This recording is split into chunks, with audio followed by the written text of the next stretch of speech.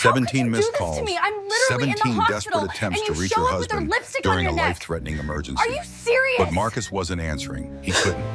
He was too busy with his mistress at the Riverside Hotel, laughing about how needy his pregnant wife was being. By the I time Claire have to made it tell to the the truth, hospital, even it if was it too destroys late. our family. Her 7-month-old son was gone. The He doctor is said guilty. 15 minutes could have saved him. Hey, Just 15 look at minutes. me. But Marcus Please had look at turned off me. his phone. Not It's gonna be accidentally, okay, not I because the promise. battery We'll get through died. this together. He chose to silence her On the cries charge for of help. grand theft auto, What we happened find the next shocked the defendant nation. guilty. A viral Sentencing to expose, be determined a at a public later trial, date. a revenge so calculated it destroyed everything Marcus had ever built. But was it enough? Can justice ever bring back what was lost? This is the story of one woman's devastating loss, her fight for accountability, and the ultimate question: when the unforgivable happens, how far would you go? The monitor beeped, erratic, frantic, then nothing. Just a single endless tone that cut through the sterile hospital air like a scream.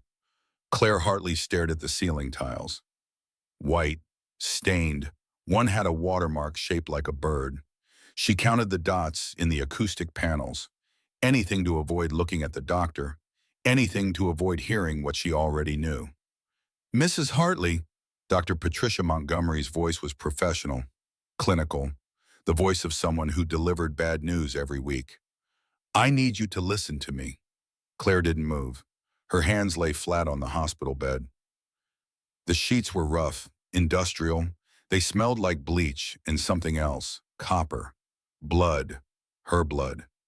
Your son didn't make it, Dr. Montgomery said. We did everything we could, but the placental abruption was too severe.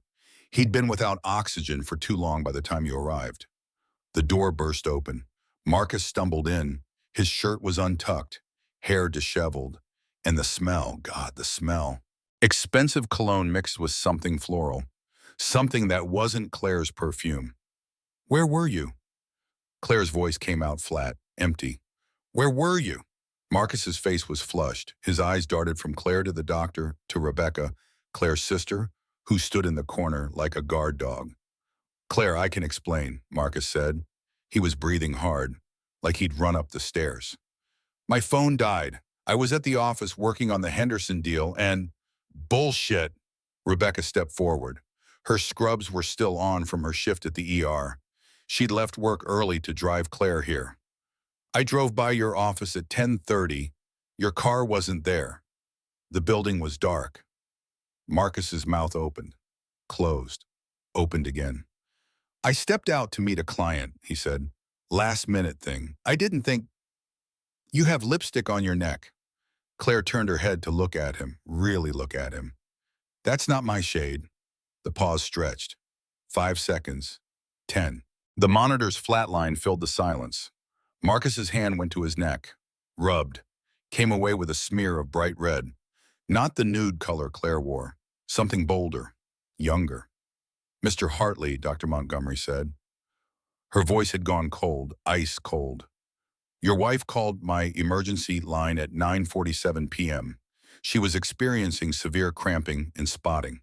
I told her to come to the hospital immediately.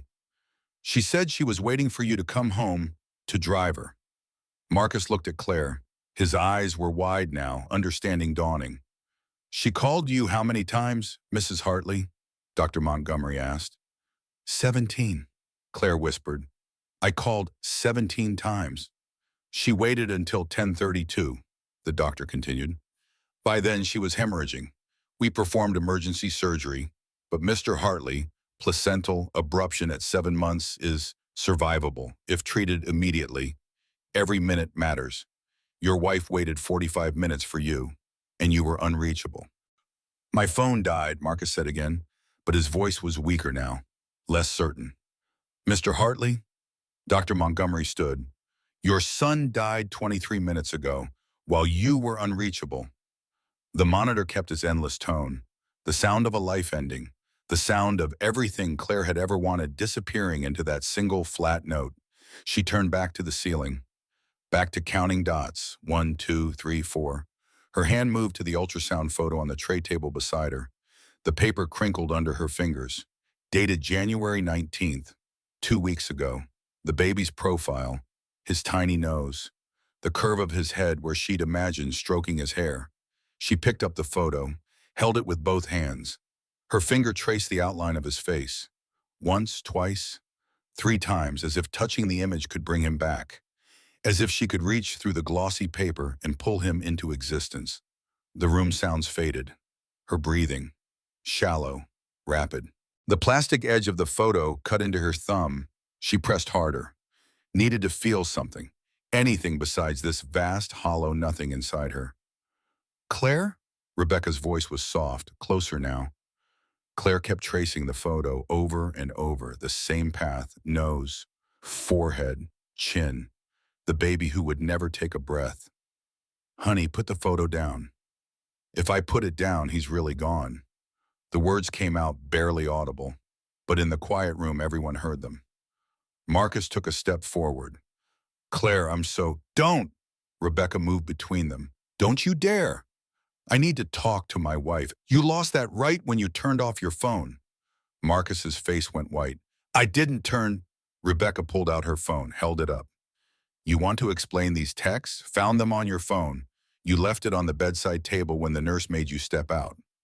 Claire looked up, watched Marcus's expression change, watched him realize what was about to happen. Rebecca started reading, her voice sharp, cutting.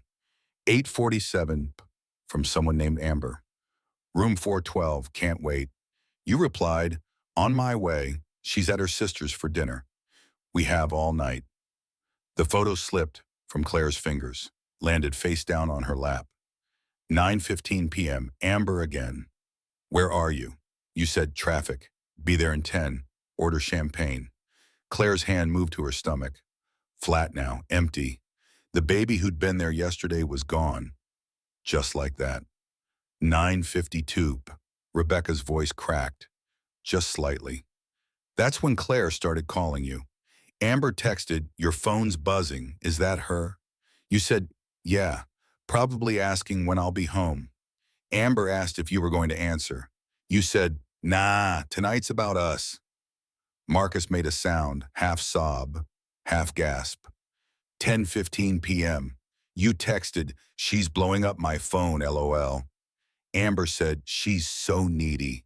Is she always like this? You replied, you have no idea. Ever since the pregnancy, everything's about the baby. She doesn't even see me anymore. Claire felt something inside her shift. Not break. Breaking implied there was something left to shatter. This was different. This was the slow crumbling of a structure that had been hollow for months. And at 10:28 p.m., Rebecca said, when Claire was being rushed into emergency surgery, your phone went dark. You turned it off. The silence was absolute. Claire's voice came out calm, too calm. You turned off your phone while I was bleeding, while our baby was dying. You were laughing about how needy I was, and you turned off your phone.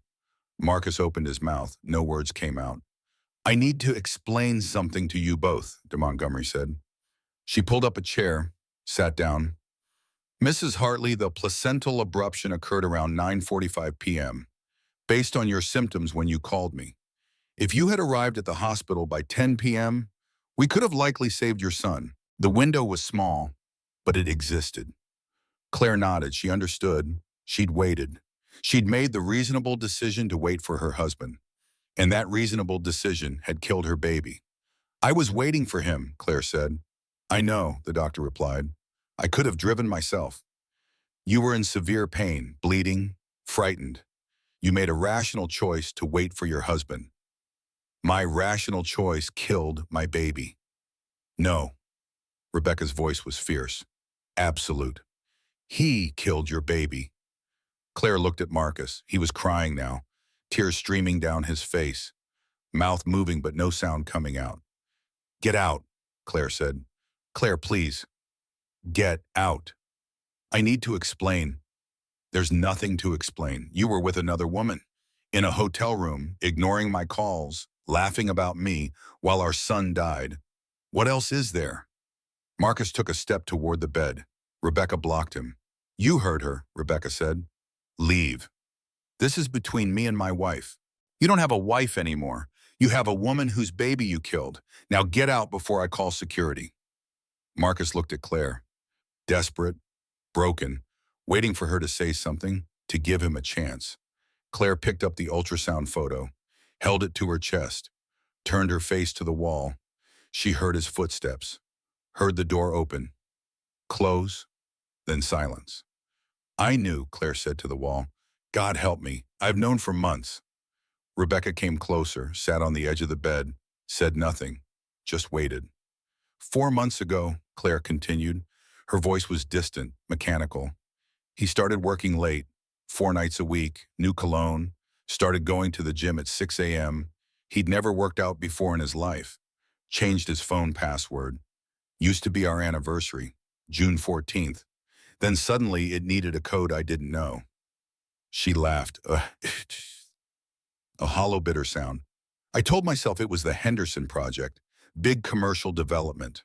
Of course he'd be stressed. Of course he'd need to focus. I made excuses because the alternative was too terrifying. Claire, 3 months ago, we had our anniversary dinner. He checked his phone 14 times, I counted, smiled at a text, caught himself, said it was just work stuff. I wore the red dress, the one from our honeymoon. He barely looked at me, but he smiled at his phone. Claire finally turned to face her sister. 2 months ago, I couldn't sleep. 3 in the morning. The baby was kicking. Marcus was snoring. I picked up my phone, typed it in. Signs your husband is cheating. Read every article, every forum post, every Reddit thread. Women describing exactly what I was living. Then I cleared the search history, went back to bed, pretended I'd never looked. Rebecca's eyes were wet.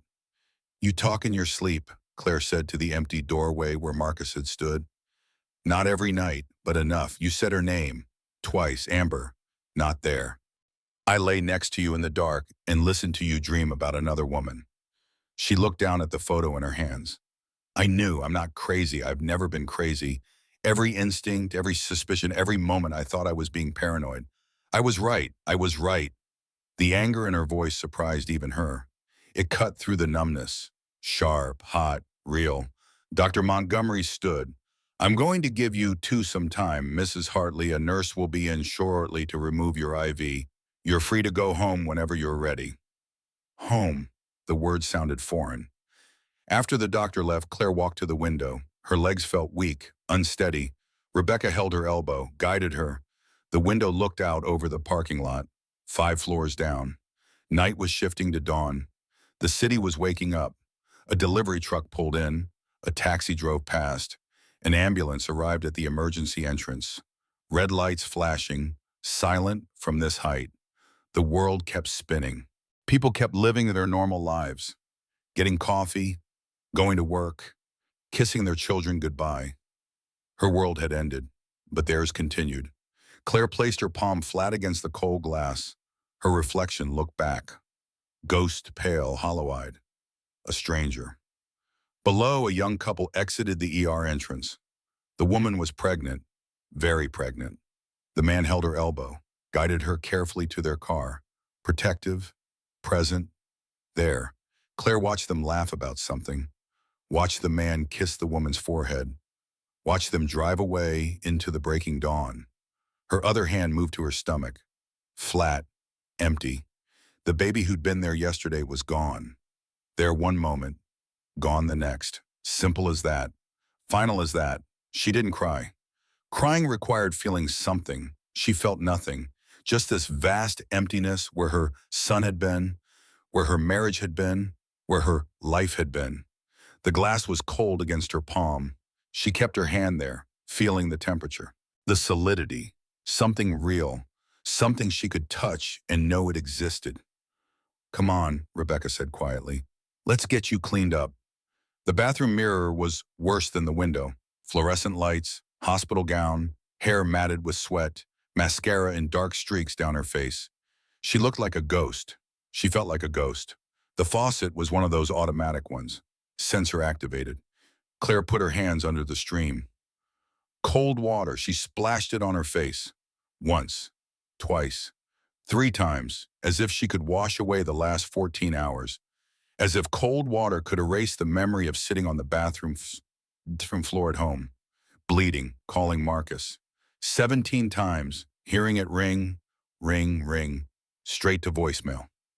She scrubbed her face, harder, the water stinging her skin, washing away the mascara, the tears she hadn't cried, the evidence of this nightmare.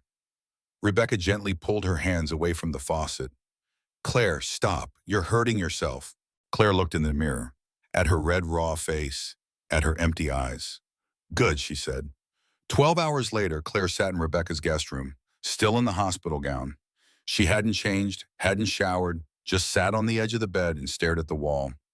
Rebecca's phone kept buzzing, text after text, call after call. Finally, Rebecca answered one. Put it on speaker. Rebecca, you need to see this. It was Marcus's father, Douglas. His voice was tight, controlled. Check your phone, Instagram, it's everywhere. Rebecca opened the app. Her face went pale. Claire, she said softly, you need to see this. Claire didn't move. It's already starting, Rebecca said, his world ending. That got Claire's attention. She looked up. Rebecca turned the phone toward her. A post from someone named Amber Collins, posted 1 hour ago, already 2 million views. Claire read it, every word, every awful public word. I need to tell my truth, the post began. I had an affair with my boss, Marcus Hartley. He told me his wife was separating from him, that their marriage was over, that the baby was a last-ditch attempt that had already failed. He said they lived in separate bedrooms, that he was filing for divorce after the baby came. Claire kept reading. Her hands were steady. Her face was blank. Last night, I found out none of it was true. While we were together at the Riverside Hotel, his pregnant wife was losing their baby. He ignored her calls, all of them, turned his phone off, made jokes about her being needy. The post continued, each word a knife. A baby died because we were together. I didn't know, but I'm complicit. I'm destroyed. I'm sorry. But sorry doesn't bring back a life. Here are the receipts, every text, every lie. I'm done protecting him. Attached were screenshots, hotel receipts, text messages, photos of Marcus and Amber together. All of it public, all of it viral. The comments, Rebecca said. She scrolled. Thousands of them. Tens of thousands. Monster. He killed his own child. Lock him up. He turned off his phone while his wife called 17 times. 17 times. This man deserves everything that's coming to him. Claire read the comments, one after another, strangers demanding justice for a baby they'd never meet, for a woman they didn't know. Her phone buzzed, a number she didn't recognize. She answered without thinking. Mrs. Hartley, a woman's voice. Professional, clipped. This is Jessica Turner from Channel 7 News. We'd like to get your statement about the Riverside Hotel tragedy. Are you available for an interview? Claire hung up. The phone buzzed again. Different number. She declined the call. Again, again, again. They're calling it the Riverside Hotel tragedy, Rebecca said. She was scrolling through news sites now. It's on every local station. Some national outlets are picking it up. She turned the phone toward Claire again. A headline. VP of Hartley Development Corp ignores pregnant wife's emergency calls during fatal crisis. Mistress exposes affair. Another headline. Baby dies while father was with mistress. Text messages show he called wife needy. Claire felt nothing looking at these. No satisfaction, no vindication, just that same vast emptiness. Rebecca's phone rang. This time it was a number she recognized. She answered. Douglas, she said. Marcus's father's voice was loud enough for Claire to hear. Is she okay? He asked. No, Rebecca said simply. I need to speak with her. Can I come over? I don't think... Please, I need to apologize. For my son, for everything. Claire took the phone from Rebecca's hand. Mr. Hartley, she said. Her voice was flat, empty. Don't apologize for your son. He's 35 years old. He made his choices. I know, but I need you to know something. I fired him this morning. Claire said nothing. Douglas continued. His voice was heavy, weary. The board had an emergency meeting. Started at 6 a.m. when the first member saw the news. We voted unanimous. He's no longer with Hartley Development Corp., effective immediately. Okay, Claire said, that's not all. I'm changing the locks on the house. My house. The one his mother and I bought him. He's not welcome there anymore. He's not welcome in our lives. Claire closed her eyes.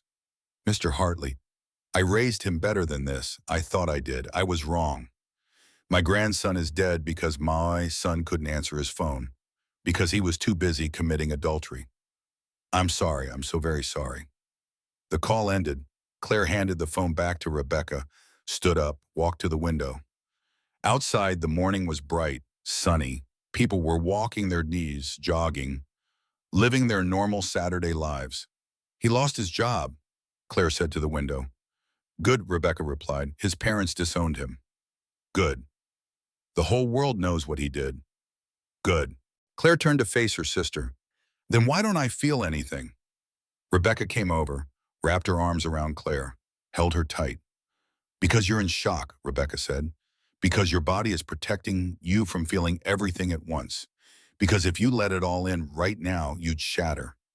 I want to shatter, Claire whispered. I want to feel something, anything. But I'm just empty.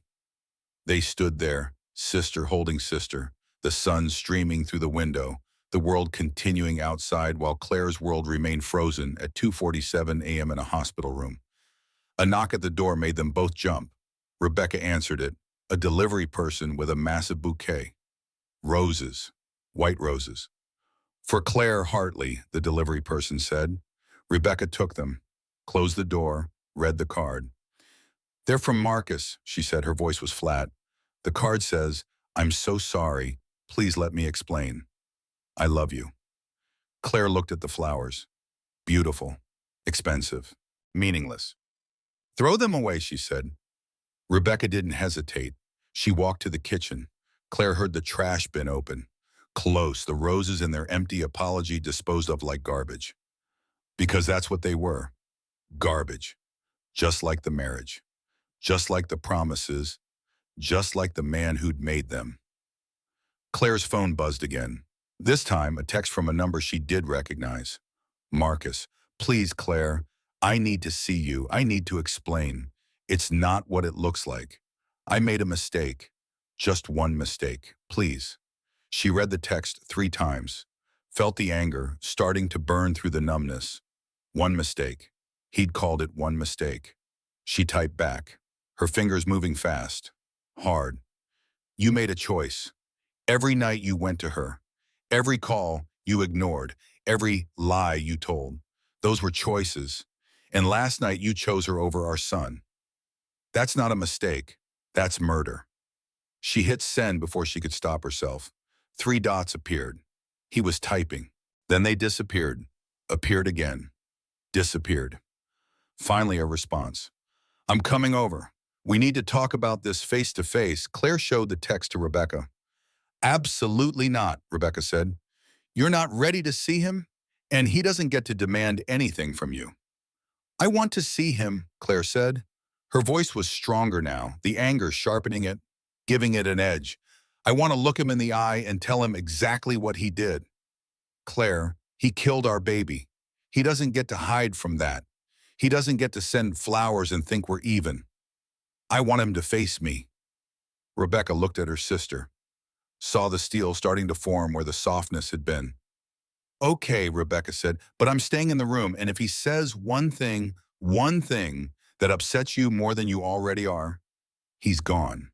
Claire nodded, went to the bathroom, looked at herself in the mirror again, still pale, still hollow-eyed, but something was different now. Something was hardening, crystallizing. She washed her face, brushed her hair, changed into clothes Rebecca had brought from her house, leggings, oversized sweater, comfortable but clean, presentable. She needed to look him in the eye when she told him she was done, when she told him his life was over, when she told him she was going to destroy him the way he'd destroyed her. 30 minutes later, the doorbell rang. Claire sat on the couch, hands folded in her lap, back straight, face composed. Rebecca answered the door. Marcus stood there.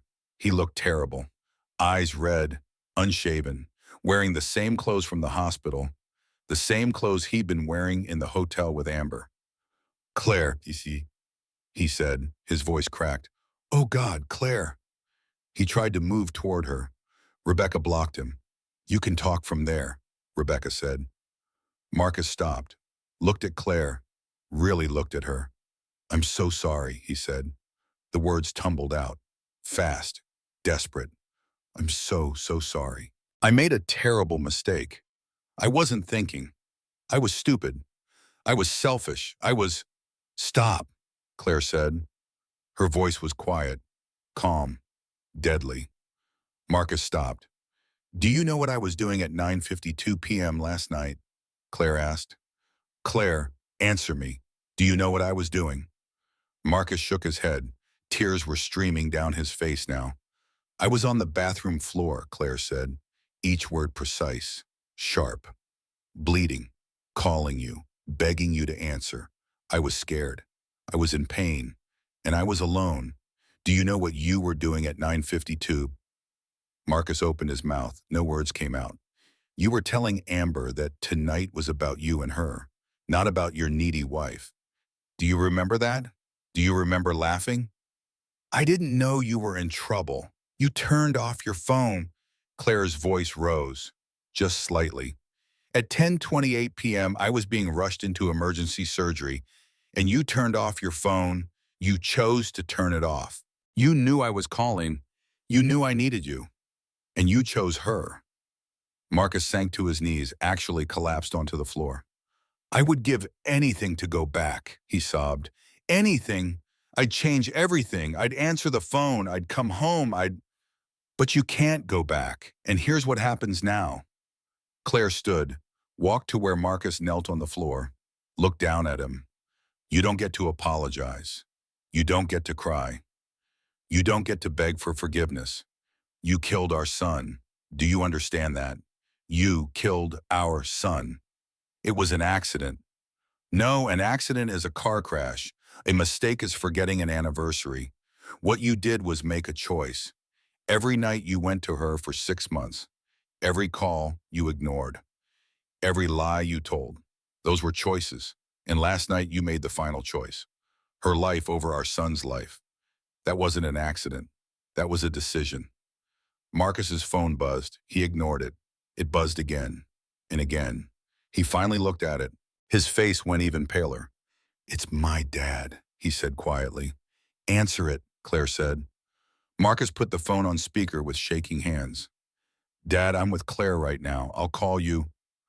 Don't bother coming to the house. Douglas's voice was cold, hard, final. I've changed the locks. Your mother and I are done. You're not our son anymore. We don't have a son. Not anymore. The call ended. Marcus stared at the phone, at the black screen that reflected his own destroyed face. Your father disowned you, Claire said. No emotion in her voice, just stating facts.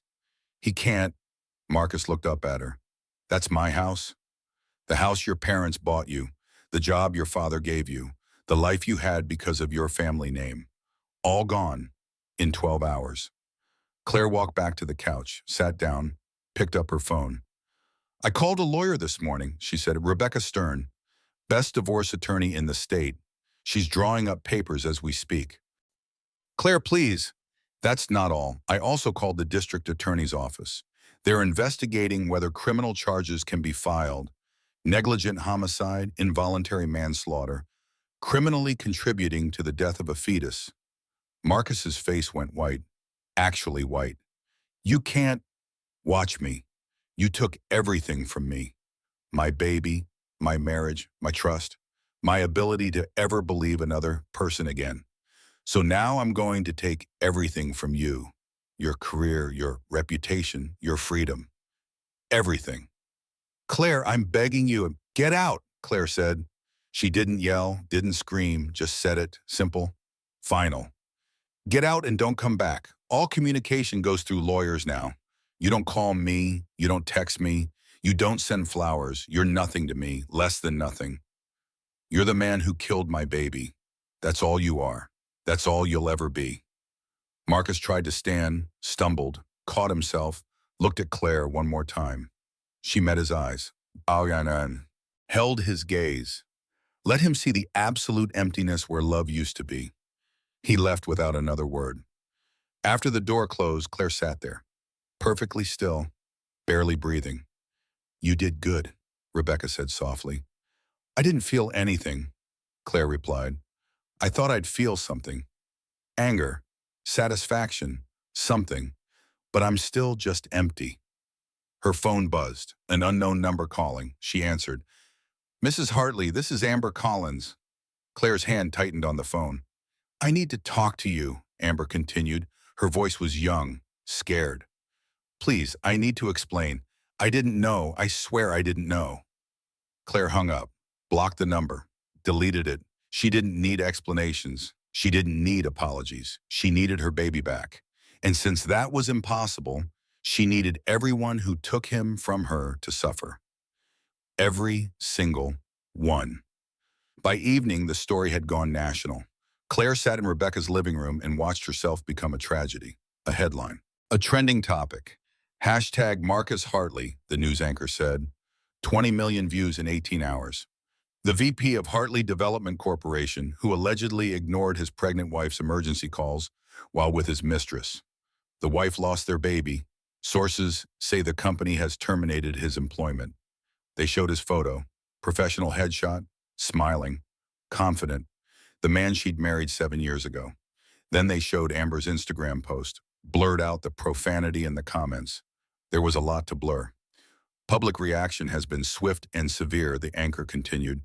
Hartley Development stock dropped 12% today. Several major clients have pulled their contracts, and the Hartley family has released a statement. Douglas appeared on screen, standing outside the company headquarters, looking old, tired, broken. "My son made choices that led to the death of my grandson," Douglas said.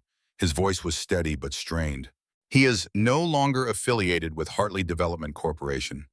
He is no longer welcome in our family. What he did was unforgivable. Our hearts go out to Claire, who lost her son because my son couldn't answer his phone." The reporter asked a follow-up question, but Claire stopped listening. She picked up her phone, scrolled through social media. The internet was destroying him, absolutely destroying him. Someone had found his personal Facebook, posted screenshots of every happy couple photo he had ever shared with Claire. Photos of them on vacation, at their wedding, holding up the positive pregnancy test. "This man posted, 'Can't wait to meet my son' 3 weeks ago," one comment read. "Then let him die to fuck his mistress. I hope he rots." Another person had created a website, justiceforbabyhartley.com, a petition demanding criminal charges. Already had 500,000 signatures. Claire should have felt satisfied, vindicated. He was getting what he deserved. But all she felt was tired. "Claire?" Rebecca sat down beside her. "You should eat something. You haven't eaten since." "I'm not hungry." "You need to." "I said I'm not hungry." Rebecca backed off. Let Claire sit in silence. The doorbell rang. Both of them jumped. "I'll get it," Rebecca said. She came back with an envelope, thick, official-looking. "It's from Rebecca Stern, your lawyer." Claire opened it. Divorce papers, already drawn up, already filed. She just needed to sign. She read through them. The language was cold, legal, distant, irreconcilable differences. That was the official reason, the polite reason, the reason that would go on public record. The real reason was simpler. "He killed our baby." There was a note attached, handwritten. "Claire, I'm sorry for your loss. I've handled difficult divorces before, but this one is personal. I'm going to make sure he loses everything. Every asset, every penny, everything he has will be yours when we're done. He won't just lose you, he'll lose his future. That's a promise. Rebecca Stern." Claire put down the papers, picked up her phone, called the lawyer's office. A receptionist answered. "Stern and Associates." "This is Claire Hartley. I need to speak with Rebecca Stern." "I'm sorry, Mrs. Hartley, but Ms. Stern is with a client. Tell her I'm ready. Tell her I want to go to war." There was a pause, then, "Hold, please." 30 seconds later, Rebecca Stern's voice came on the line. "Mrs. Hartley, I'm glad you called." "I read your note," Claire said. Her voice was steady. "Sure. You said you'd make him lose everything. I want more than that. Tell me what you want. I want him destroyed. Publicly, legally, financially, emotionally. I want everyone to know what he did. I want the world to see him for exactly what he is. I want him to wake up every day for the rest of his life and remember that he killed his son for sex with a 26-year-old who didn't even know his middle name. There was a beat of silence. Then Rebecca Stern said, I can do that, but I need to warn you, this won't be pretty. He'll fight back. His lawyer will attack you. They'll dig into your past, your mental health, everything. They'll try to make you look unstable, unreliable. They'll argue you could have driven yourself, that you chose to wait, that you're partly responsible. Let them try, Claire said. Every question they ask, I get to answer.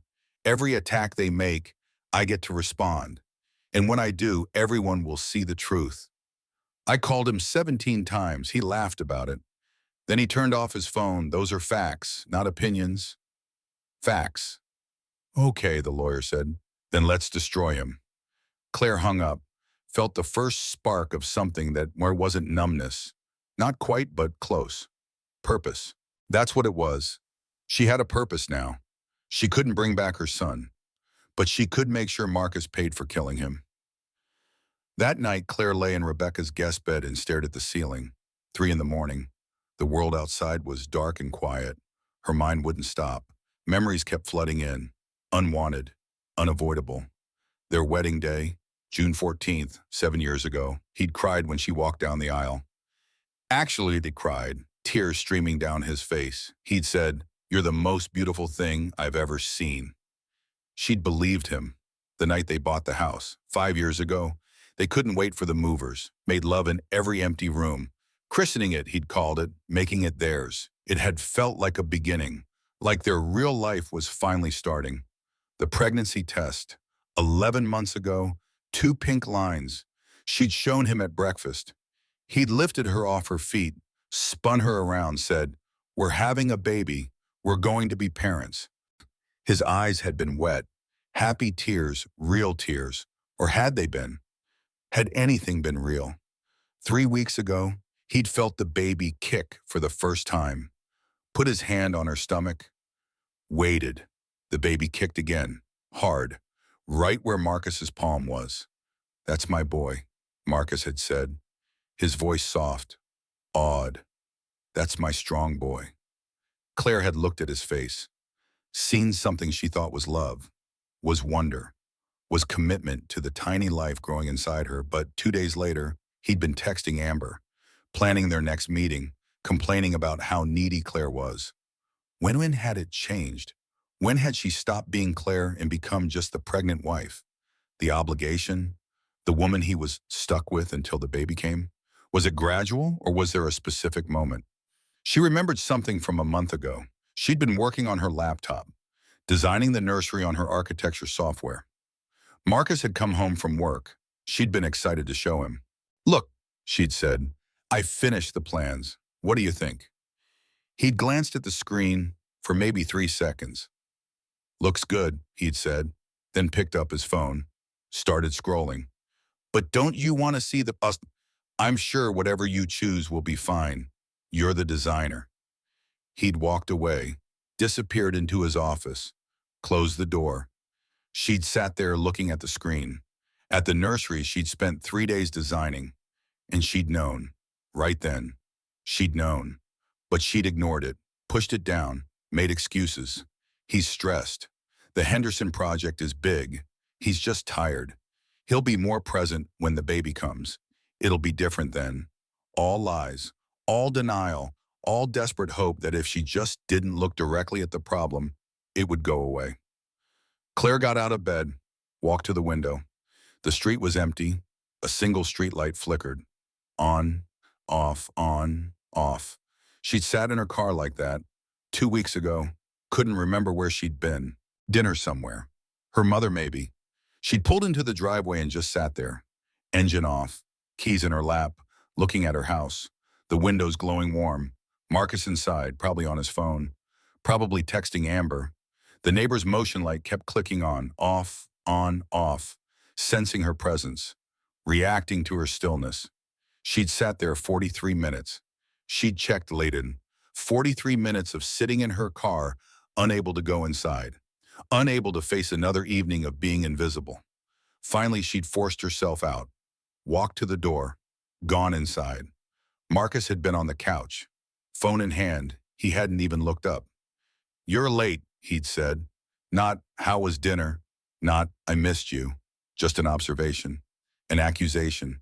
She'd gone upstairs without answering, laid down in bed, cried silently into her pillow while their baby kicked against her ribs.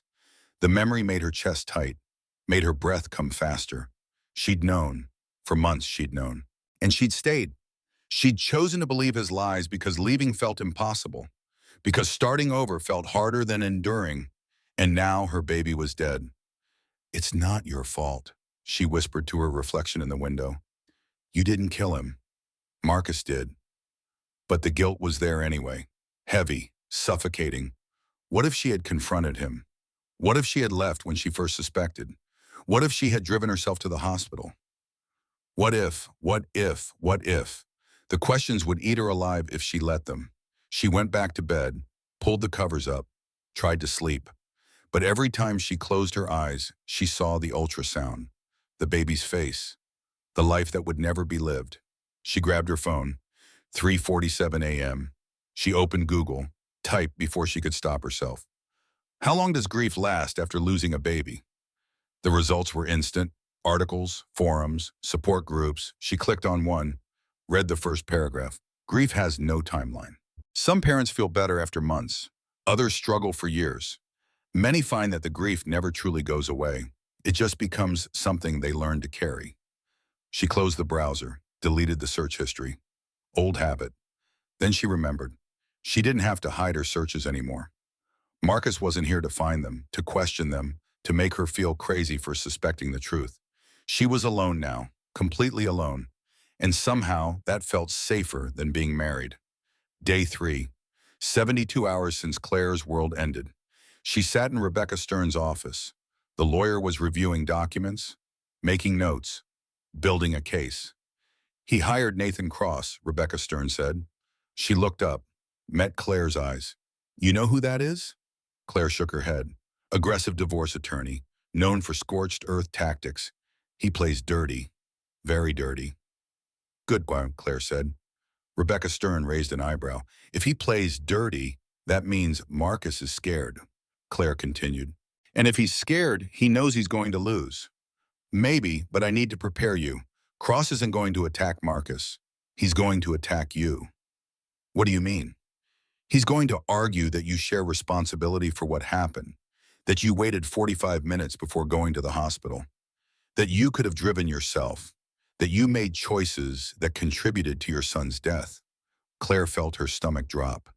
"He's going to say it's my fault?" "He's going to try. He's going to paint you as emotionally unstable, unreliable. He's already been leaking information to friendly media outlets.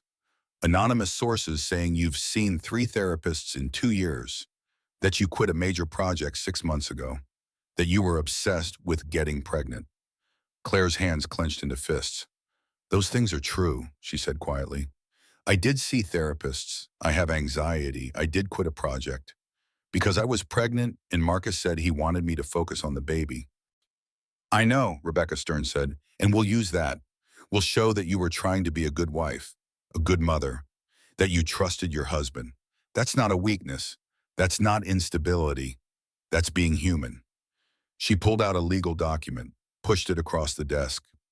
"This is what Nathan Cross filed yesterday. Marcus's countersuit for divorce." Claire read it, each line worse than the last. Marcus was claiming emotional abuse, claiming Claire had pushed him away, claiming she'd refused intimacy, claiming she'd been paranoid and controlling. All lies, all complete, calculated lies. "He's saying I drove him to have an affair," Claire said. Her voice was flat, empty. "Yes, he's saying you created an environment that made infidelity inevitable, that you bear partial responsibility." Claire looked up. "And people will believe this?" "Some will. Enough to create doubt. That's all he needs. Reasonable doubt." If he can make the public think you were difficult, cold, distant, then his affair becomes more understandable, more forgivable. I wasn't any of those things. I know, but Nathan Cross is good at his job. He's going to find every moment you argued with Marcus, every text where you sounded upset, every time you declined sex because you were tired or sick or pregnant. He's going to paint a picture of a woman who made her husband's life miserable. Claire stood, walked to the window. The city sprawled below, people living normal lives, having normal problems. I wasn't perfect, she said to the glass. I was tired. I was hormonal. I was scared about the pregnancy. We argued sometimes. Every couple argues. Exactly. And we're going to show that. We're going to show that you were a normal pregnant woman, dealing with normal pregnancy stress, while your husband was having an affair. Those two things are not equivalent. Claire turned around. What do you need from me? Everything. Every email, every text, every photo, every document, your medical records, your work records, your bank statements, everything. I need to know your life inside and out before Nathan Cross tries to tear it apart. Okay, Claire said. You'll have it by tomorrow. She left the office, went home, not to Rebecca's place, to her actual home, the house she'd shared with Marcus, the house where she'd gotten ready for the hospital, where she'd sat on the bathroom floor bleeding, where she'd called him 17 times. A police officer met her at the door. Rebecca had arranged it. Protection in case Marcus tried to show up. Mrs. Hartley, the officer said, I'll be outside if you need anything. Claire nodded, unlocked the door, stepped inside. The house smelled different, emptier. Marcus had taken some of his things, his clothes from the bedroom, his laptop, his files, but everything else was the same. The couch where they'd watched TV, the kitchen where they'd cooked dinner, the photos on the walls of happier times. All of it felt like a lie now. She went upstairs. To the nursery. The door was closed. She closed it 3 weeks ago when they'd finished setting it up. Said she didn't want to see it every day, didn't want to jinx anything. Now she opened it. The crib stood in the corner. White, clean, never used. The changing table next to it, stocked with diapers they'd never change. The rocking chair by the window, where she'd imagined feeding her son in the middle of the night. The walls were pale blue, clouds painted on the ceiling.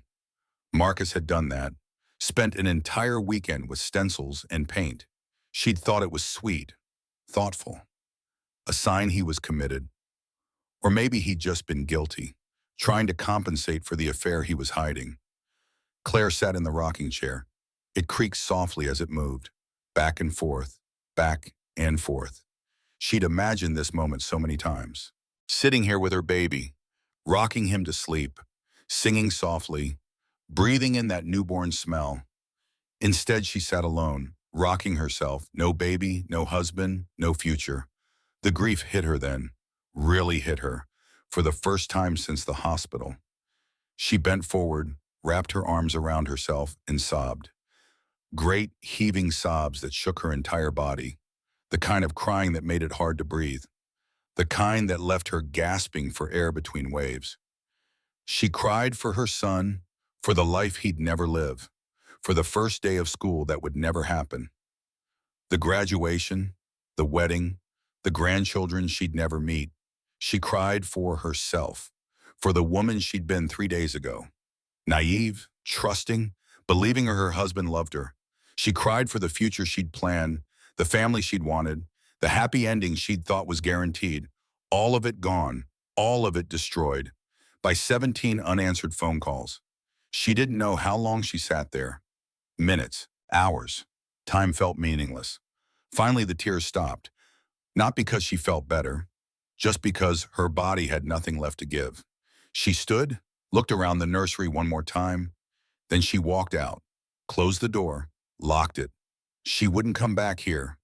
Couldn't. This room was for a baby who didn't exist anymore, for a life that would never be lived. She went to the bedroom, started gathering things, clothes, toiletries, papers, everything she'd need. Her laptop was on the dresser. She opened it, logged into her email. Thousands of unread messages. Most were probably condolences, news outlets, strangers offering sympathy. She ignored them, created a new email, attached every document Rebecca Stern had asked for. Medical records, bank statements, work emails, text messages with Marcus, photos, everything. Her entire life in digital form, ready to be picked apart, analyzed, used as ammunition in a war she'd never wanted to fight. She hit send. Her phone buzzed. Text from an unknown number. "Mrs. Hartley, this is Patricia, Marcus's mother. We need to talk." Claire stared at the message. Marcus's mother, the woman who'd always been cold to Claire, who'd made subtle comments about Claire not being good enough for her son. Another text came through. "I'm doing an interview with Channel 7 tomorrow. They want my perspective. I thought you should know." Claire's hands tightened on the phone. "What are you going to say?" She typed back. Three dots appeared, disappeared, and unappeared again. "The truth, that Marcus made a mistake, but that you've always been difficult, emotional, that you pushed him away, that he was unhappy, that the affair was wrong but understandable given the circumstances." Claire read the message 3 times. Then she called Rebecca Stern. "Marcus's mother is doing an interview," Claire said. "She's going to say I drove him to cheat." "When?" "Tomorrow, Channel 7. "Okay, then we do an interview too. Same day. Different channel. We tell your side. We show the text. We show the timeline. We show what really happened." "I don't want to be on TV." "I know, but if you don't tell your story, they'll tell it for you. And their version won't be the truth." Claire closed her eyes. "Okay, set it up." She hung up, finished packing, loaded everything into her car. The police officer helped carry boxes. "You okay, ma'am?" he asked. Claire wanted to laugh. "Okay, what a stupid question." "No," she said simply, "but I will be." She drove back to Rebecca's place, brought everything inside, set up her laptop in the guest room. That night, she couldn't sleep again. 3 a.m., 4 a.m., 5 a.m. The sun started rising and she was still awake. She picked up her phone, opened social media, typed in her own name. The internet had opinions. Lots of them. Most people were on her side, calling Marcus a monster, demanding justice, signing petitions. But others were questioning, doubting, wondering, why did she wait 45 minutes? If I was bleeding, I'd drive myself. Maybe she wanted the baby to die to punish him. Something doesn't add up. Claire read every comment, every horrible, thoughtless comment written by people who knew nothing about her life. They didn't know about the pain, the bleeding, the fear. They didn't know she was 7 months pregnant. That driving while hemorrhaging could have killed her too. They just sat behind their screens and judged, and doubted, and blamed. She closed the app, deleted it, couldn't look anymore. But the damage was done. The seed of doubt had been planted, and Nathan Cross was going to water it, fertilize it, make it grow until people forgot who the real villain was. Claire looked at her reflection in the dark phone screen. "I deserve better than this," she said out loud, to herself, to the universe, to anyone who would listen. "I deserved a husband who answered when I called. I deserved a partner who valued me. I deserved a father for my child who chose his child's life over his dick. I deserve better." The words felt good, true, like something solid in a world that had turned to quicksand. She lay down, pulled the covers up, and finally fell asleep. But even in her dreams, she heard it. The phone ringing 17 times and no one answering. Day 5. Claire hadn't left Rebecca's house, hadn't showered, hadn't eaten more than a few bites of toast. She just lay in the guest room, staring at the ceiling, counting the minutes until it was acceptable to take another sleeping pill. Rebecca knocked on the door. "Claire, you have the interview in 3 hours. You need to get ready." Claire didn't respond. Rebecca opened the door, came in, sat on the edge of the bed. "Honey, I know this is hard." "He's right," Claire said. Her voice was flat, empty. "Nathan, Marcus's lawyer, it is my fault too." "Claire, I waited. I should have driven myself. I should have called 911. I should have done something besides wait for him. I killed my baby because I was too weak to drive myself to the hospital." Rebecca grabbed Claire's shoulders, forced her to sit up, to look at her. Stop. Stop saying that. You were in pain, bleeding, frightened. You made a reasonable decision to wait for your husband. That's not weakness. That's trust. My baby is dead because I trusted him. Your baby is dead because Marcus turned off his phone. Not because you waited, because he chose not to answer. Claire looked at her sister, at the fierce love in her eyes, the absolute certainty. What if I can't do this? Claire whispered. What if I get on camera and break down? What if I can't even get through a sentence without crying? Then you cry. Let them see what this has done to you. Let them see the real cost of what Marcus did. I don't want to be weak. Crying isn't weak. Grief isn't weak. You know what's weak?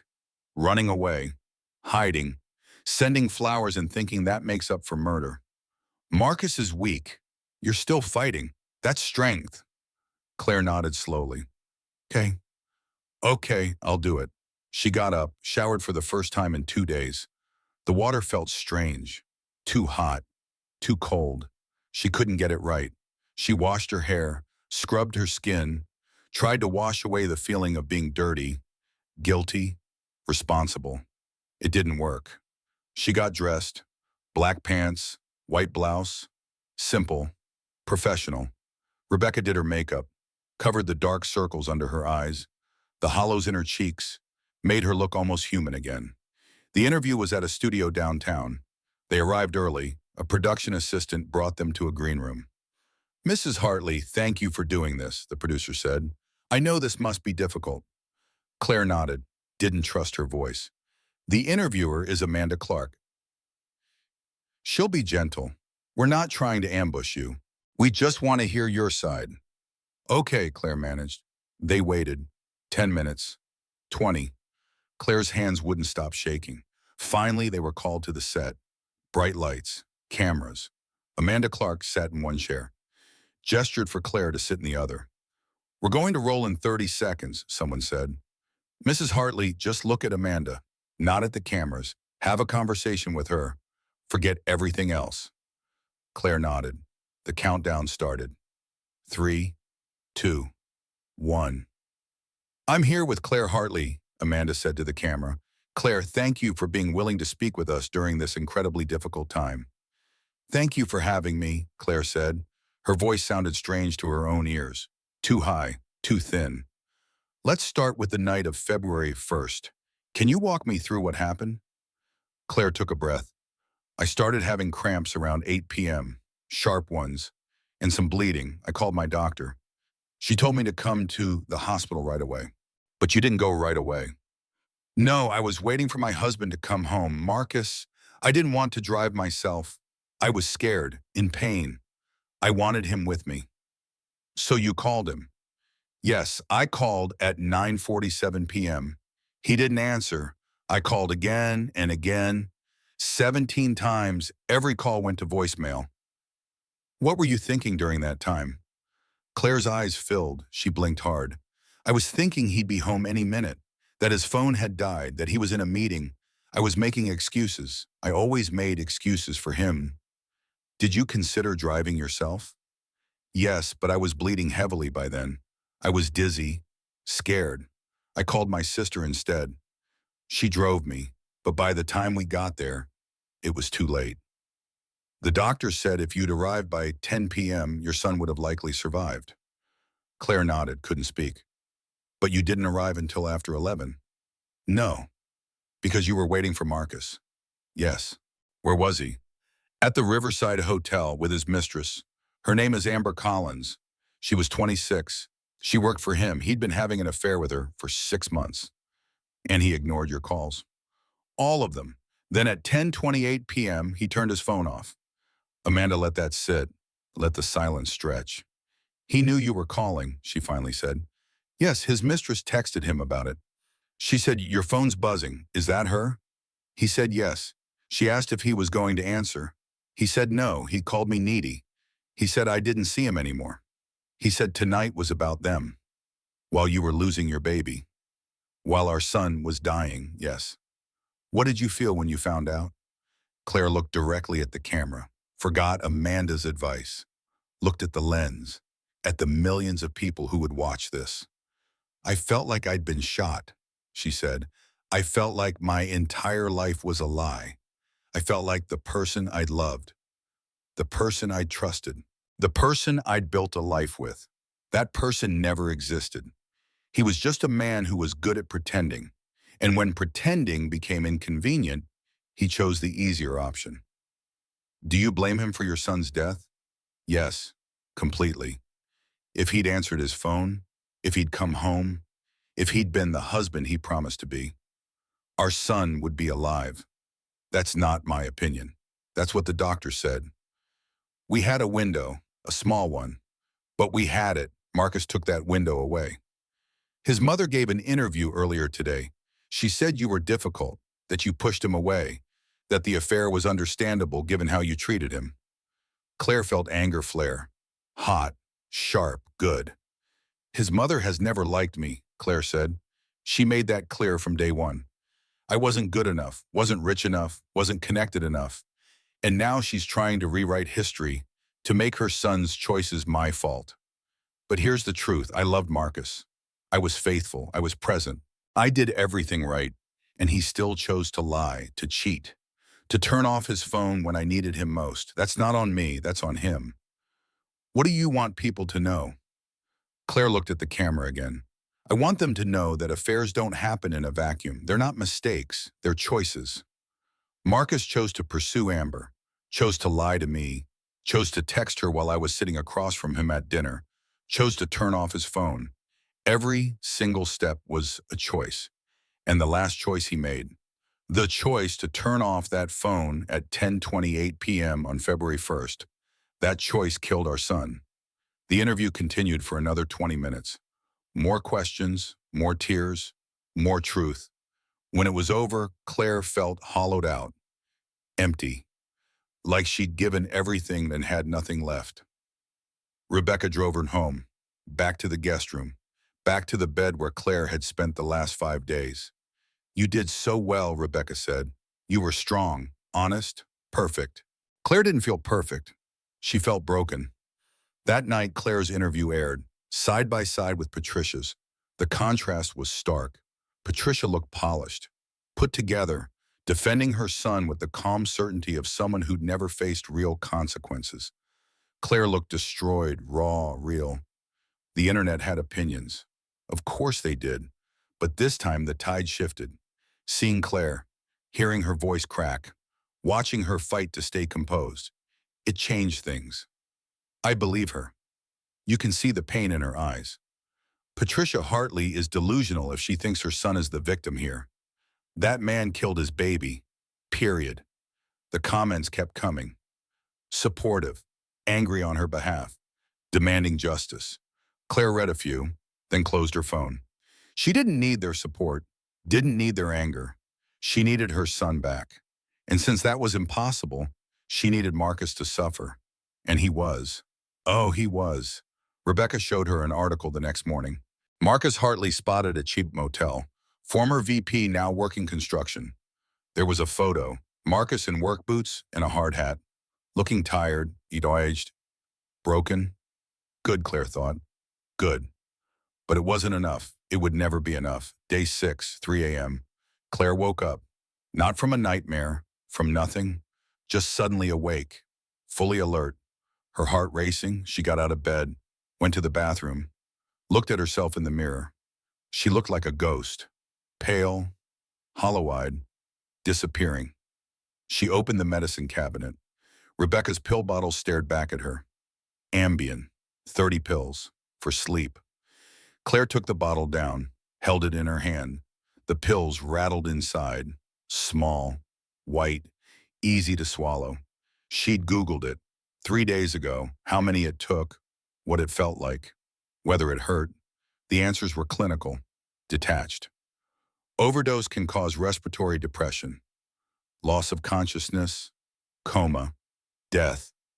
Death. The word didn't scare her. Not really. What scared her was waking up tomorrow, and the day after, and the day after that, all those tomorrows stretching out empty and meaningless. She opened the bottle, counted the pills. 30. Enough. More than enough. She poured them into her palm. They looked harmless, innocent. Just little white circles that could stop the pain. She filled a glass with water. Sat on the edge of the bathtub, pills in one hand, water in the other. It would be easy. So easy. Just swallow. Wait. Sleep. Never wake up. No more grief. No more guilt. No more empty arms and empty future. Just nothing. Sweet, peaceful nothing. She put the first pill on her tongue. The bathroom door crashed open. Rebecca stood there, hair wild, eyes terrified. No, Rebecca said, just that one word. Claire looked at her sister, at the absolute panic on her face. Claire, no, please, no. Rebecca crossed the room, took the pills from Claire's hand, the glass from the other, set them on the counter. Then she pulled Claire into her arms, held her tight, both of them sinking to the floor, both of them crying. I can't do this, Claire sobbed. I can't wake up tomorrow, do this again. I can't be the woman whose baby died because she waited. I can't. You don't have to do tomorrow. You just have to do right now, this moment. That's all. I'm so tired. I know, but you don't get to quit. You don't get to let him win. He took your baby.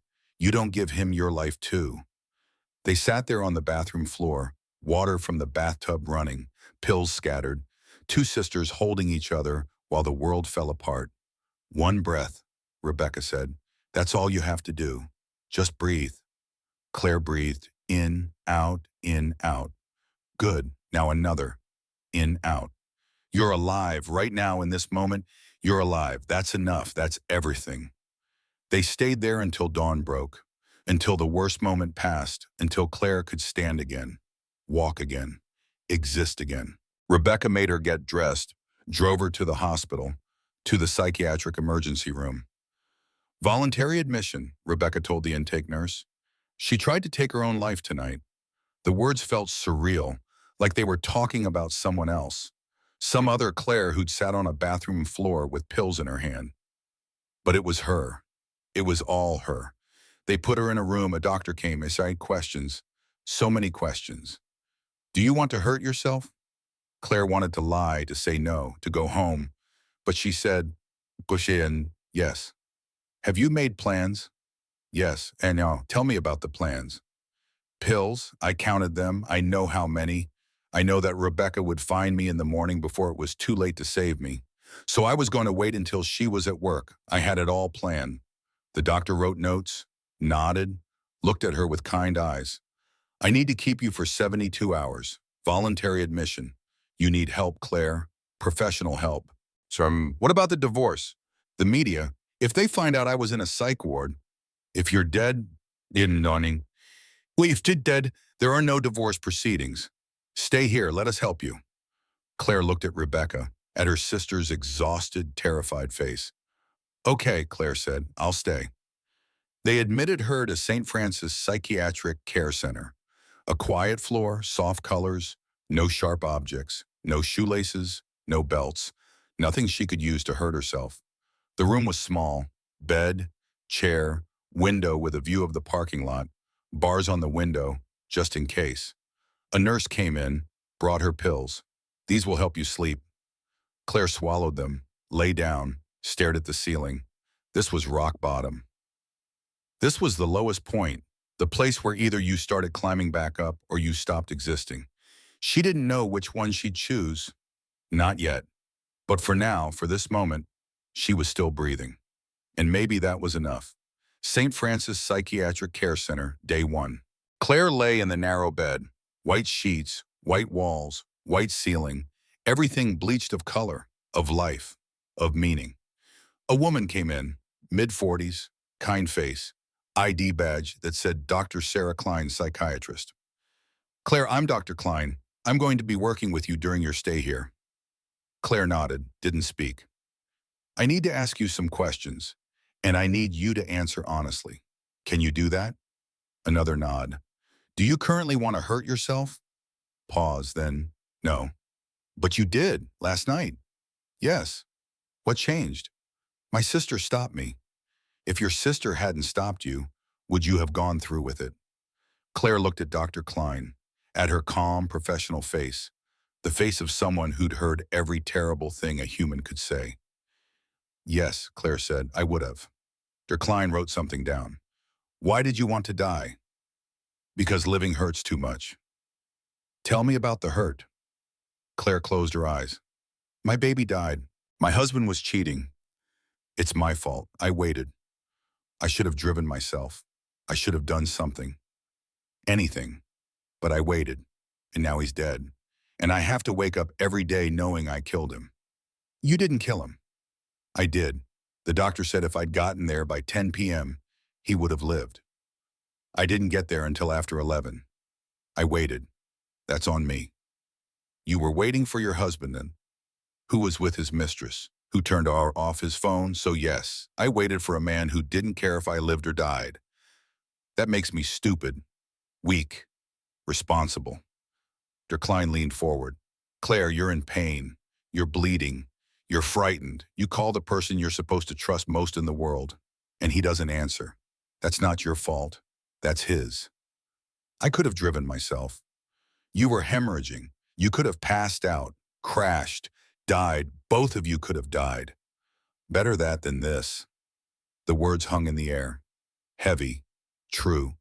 Klein wrote more notes as, we're going to help you, but you need to let us. Can you do that? I don't know, Claire said honestly. I don't know if I want to be helped. That's okay. You don't have to want it yet. You just have to not actively work against it. Can you do that much? Maybe. Good enough, for now. Dr. Klein left. A nurse came in, brought breakfast, eggs, toast, orange juice, all of it tasteless. Claire forced herself to eat 3 bites. That was all she could manage. At 2 p.m. they brought her to group therapy, a circle of chairs, fluorescent lights, 5 other people, all of them looking as broken as she felt. A therapist, Dr. Morris, older man, gentle voice. We have a new member today, he said. Claire, would you like to introduce yourself? Claire looked at the faces staring at her, some curious, some sympathetic, some just empty. I'm Claire, she said. I lost my baby. My husband was cheating. It's my fault. Why do you think it's your fault? Dr. Morris asked. Because I waited. I should have driven myself to the hospital. But I didn't. And now he's dead. A woman spoke up. Martha, 50s, kind eyes. I lost my husband. Car accident. He was drunk. I was supposed to drive that night, but I had a migraine, so he drove. And he died. I blamed myself for 3 years. Claire looked at her. Do you still blame yourself? Sometimes, but mostly I blame him for choosing to drive drunk, for making that choice, just like your husband chose to turn off his phone. It's not the same, isn't it? We both loved people who made terrible choices, and we both survived them. That doesn't make us responsible for their choices. Claire wanted to believe that, wanted to accept it as truth, but the guilt was too heavy, too real. The group continued. People shared. Claire listened, heard stories of depression, of anxiety, of trauma, of survival. She wasn't alone in her brokenness. That should have been comforting. It wasn't. That night, Claire couldn't sleep. The pills they'd given her didn't work. She just lay there, eyes open, mind racing.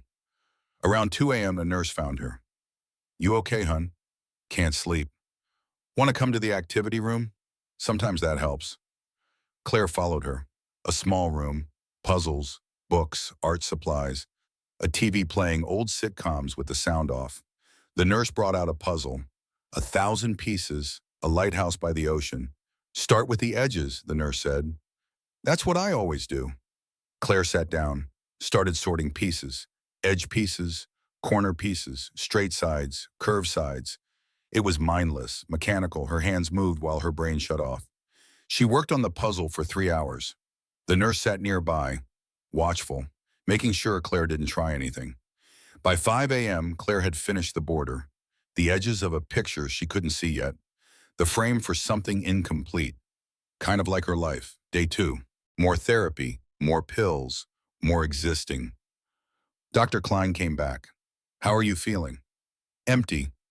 Describe empty.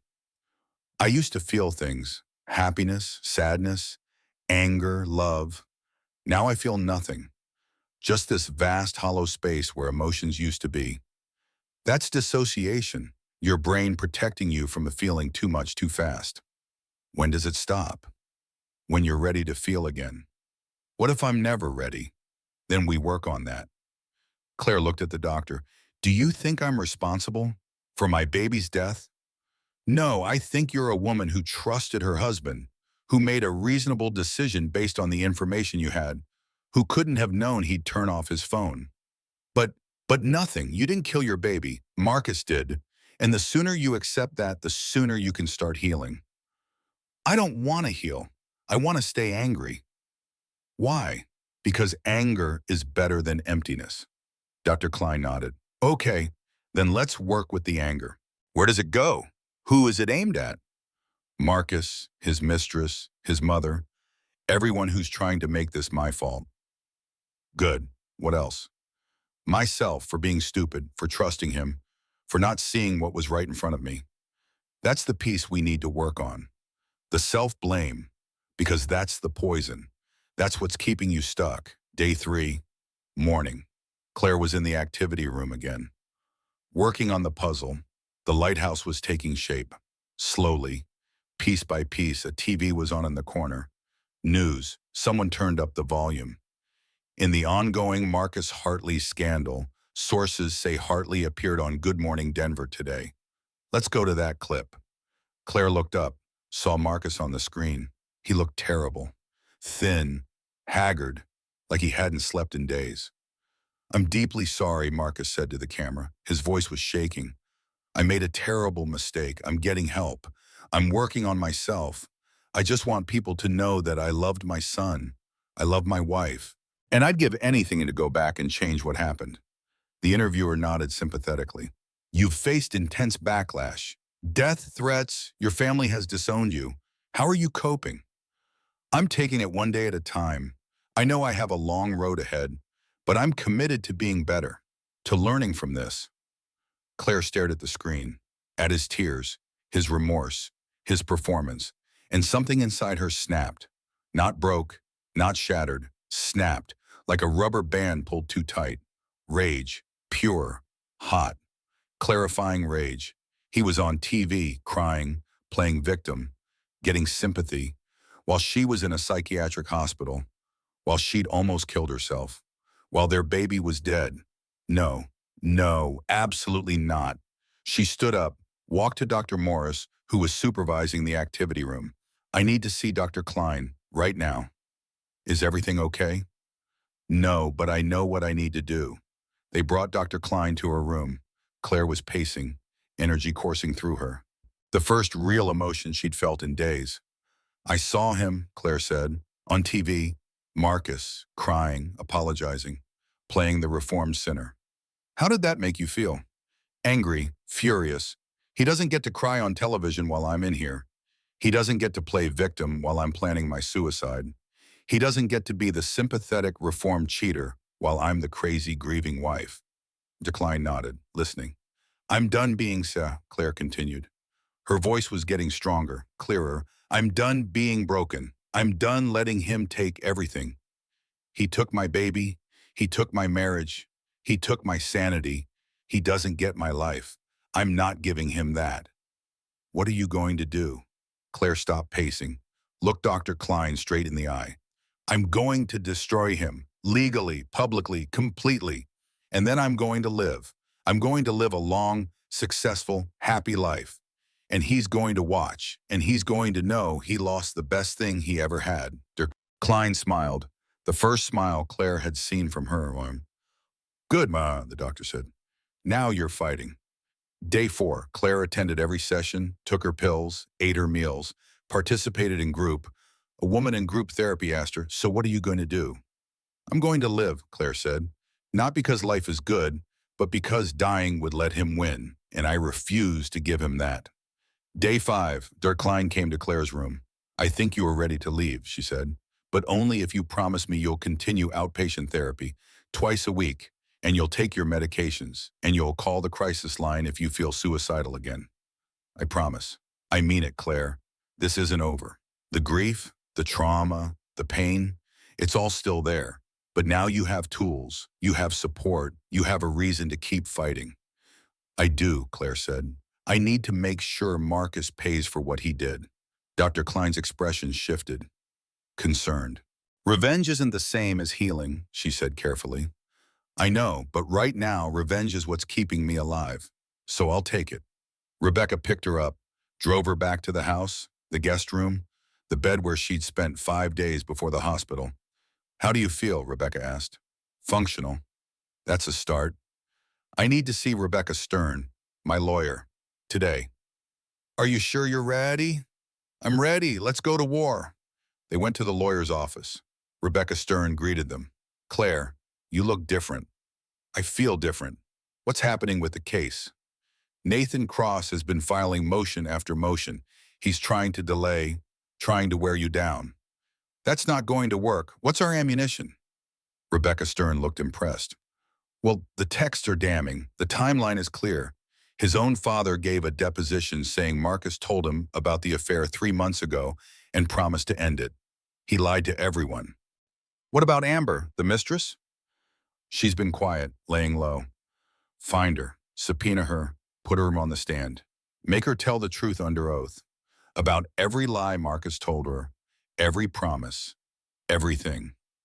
That's aggressive. Good. I'm done being nice. He wants a fight? He's got one. Rebecca Stern smiled. Now we're talking. Let's destroy him. That evening, Claire did something she hadn't done in days. She took a long shower, washed her hair properly, put on clean clothes, looked at herself in the mirror. She still looked tired, still looked haunted, but there was something new in her eyes, something hard, unyielding, determination. She picked up her phone, typed a message to Marcus. You were on TV, crying, apologizing, playing victim. Here's what you need to know. I'm coming for you, not just in court, everywhere. I'm going to make sure everyone knows exactly what you did, what you are, and when I'm done, you'll have nothing left. Not your job, not your family, not your reputation, nothing. Watch me. She hit send. 3 dots appeared immediately. He was typing. Then they disappeared. No response came. Good. Let him be scared. Let him wonder what she was planning. Let him lose sleep the way she had. She was done being the victim, done being the grieving widow, done being the woman who'd almost killed herself in a bathtub. She was Claire Hartley, and she was going to win, starting now. 6 weeks after the baby died, Claire stood outside the courthouse.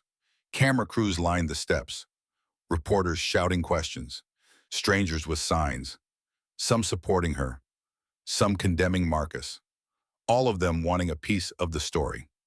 Rebecca Stern guided her through the crowd. Don't say anything. Not yet. Let the courtroom speak for us. They entered the building. Cool, quiet, the chaos outside muted by thick walls and heavy doors. Courtroom 3B, Judge Catherine Wells presiding. Claire had researched her. 58 years old. 23 years on the bench. Reputation for being fair but strict. No patience for games. No tolerance for lies. Perfect. The courtroom was packed.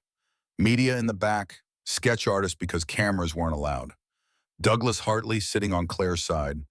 His wife conspicuously absent. And there, across the aisle, Marcus. He'd lost weight. His suit hung loose. His face was drawn, eyes hollow. He looked like he'd aged 10 years in 6 weeks. Their eyes met. He looked away first. Good. Judge Wells entered. Everyone stood. Be seated, the judge said. Her voice was clipped, professional. This is the divorce proceedings of Hartley versus Hartley. I've reviewed the initial filings, the evidence, the depositions, and I have to say this is one of the most disturbing cases I've presided over in my career. She looked at Marcus. He shrank under her gaze. Mr. Hartley, you had an affair. For 6 months, you lied to your wife. You lied to your mistress. And on the night your friend died, you ignored 17 emergency calls from your pregnant wife. Is that accurate? Nathan Cross stood. Your Honor, my client deeply regrets his actions, but we'd like to present mitigating circumstances. Mrs. Hartley knew about the affair for months. She chose to stay. She chose to wait that night instead of driving herself. Her decisions contributed to the outcome. Judge Wells raised an eyebrow. You're arguing Mrs. Hartley is partially responsible for her baby's death. We're arguing that responsibility is shared. Noted. Mrs. Stern, your opening statement. Rebecca Stern stood, calm, confident, ready. Your Honor, Mr. Cross wants to put Mrs. Hartley on trial for the crime of trusting her husband, for expecting that when she called him 17 times during a medical emergency, he would answer, for believing that her husband, the man who vowed to cherish and protect her, would be there when she needed him most. She paused, let it sink in. Instead, he was with his mistress, ignoring her calls, laughing about how needy she was. And when the dust settled, their 7-month-old son was dead. Not because Mrs. Hartley waited, but because Mr. Hartley didn't answer. Judge Wells nodded. Proceed with testimony. The first witness was Dr. Patricia Montgomery. She took the stand, swore to tell the truth. Rebecca Stern approached. Dr. Montgomery, in your medical opinion, would the baby have survived if Mrs. Hartley had arrived at the hospital by 10 p.m.? Yes, most likely. Placental abruption at 7 months is serious but survivable with immediate intervention. Had we gotten her into surgery by 10:15, the probability of saving the child was approximately 85%. And she arrived at 11:02 p.m., nearly an hour later than I advised. Why did she wait? She was waiting for her husband to come home to drive her. Is that unusual? No. Many pregnant women in distress want their partners with them. It's completely normal. Nathan Cross stood for cross-examination. Dr. Montgomery, you told Mrs. Hartley to come immediately, correct? Correct. And she didn't. She came as soon as her sister could drive her. But she could have driven herself. Theoretically, yes, but she was in severe pain, bleeding, frightened. Driving in that state would have been dangerous. But possible. Dr. Montgomery's eyes went cold. Many things are possible, counselor. That doesn't make them reasonable. Mrs. Hartley made a rational decision to wait for her husband. The irrational decision was made by Mr. Hartley when he turned off his phone and chose adultery over his family. The courtroom murmured. Judge Wells banged her gavel. Order. The next witness changed everything. The court calls Amber Collins. The courtroom went silent, everyone turning to watch as Amber entered. She was visibly pregnant, 3 months of Simone's, Marcus's baby. She looked terrified. She took the stand, swore the oath. Her hand was shaking. Rebecca Stern approached gently. Miss Collins, how long was your affair with Marcus Hartley? 6 months. And what did Mr. Hartley tell you about his marriage?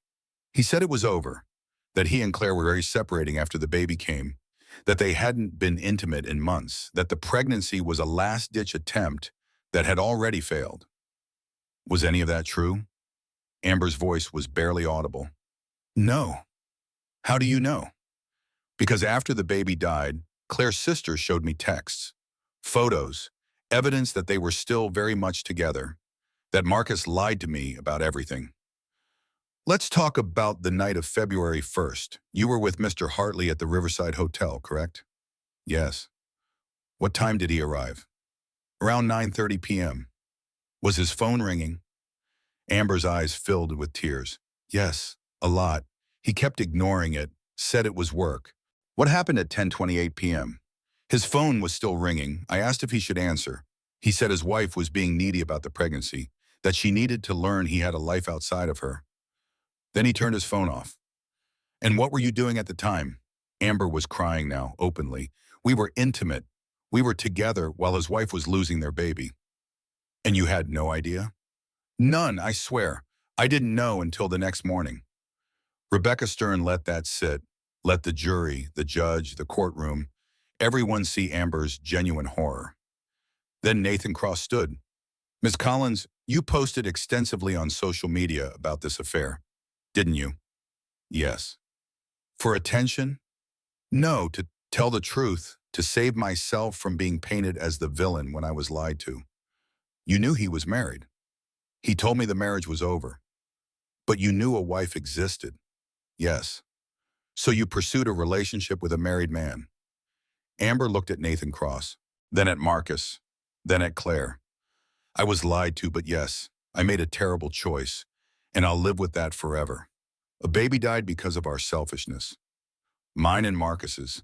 I'm not innocent, but he's the one who turned off his phone. He's the one who chose me over his dying son. She stepped down, walked past Marcus without looking at him. The final witness was the one that broke Marcus completely. The court calls Douglas Hartley. Marcus's father took the stand, looked at his son. Marcus looked hopeful, desperate. Maybe his father would support him. Maybe there was a chance. Rebecca Stern spoke first. Mr. Hartley, you're Marcus Hartley's father, correct? I was. I no longer claim him as my son. Marcus made a sound, half sob, half gasp. Judge Wells shot him a look. Mr. Hartley, you will have your chance to speak. Rebecca continued. Why have you disowned your son? Because he let my grandson die. That boy was my legacy, my blood. And Marcus chose adultery over answering the phone when his wife called. I raised him better than that. I thought I did. I was wrong. When did you learn about the affair? 3 months before the baby's death, November. A colleague saw Marcus with a young woman at a restaurant. Told me. I confronted Marcus. He admitted it. I told him to end it or I'd remove him from the company. And did he end it? He said he did.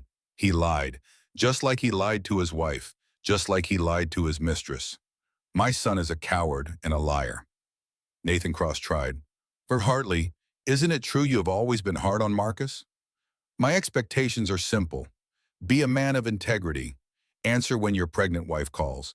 Don't let your child die while you're committing adultery. If those expectations are too high, then yes, he failed. Don't you think you're being harsh?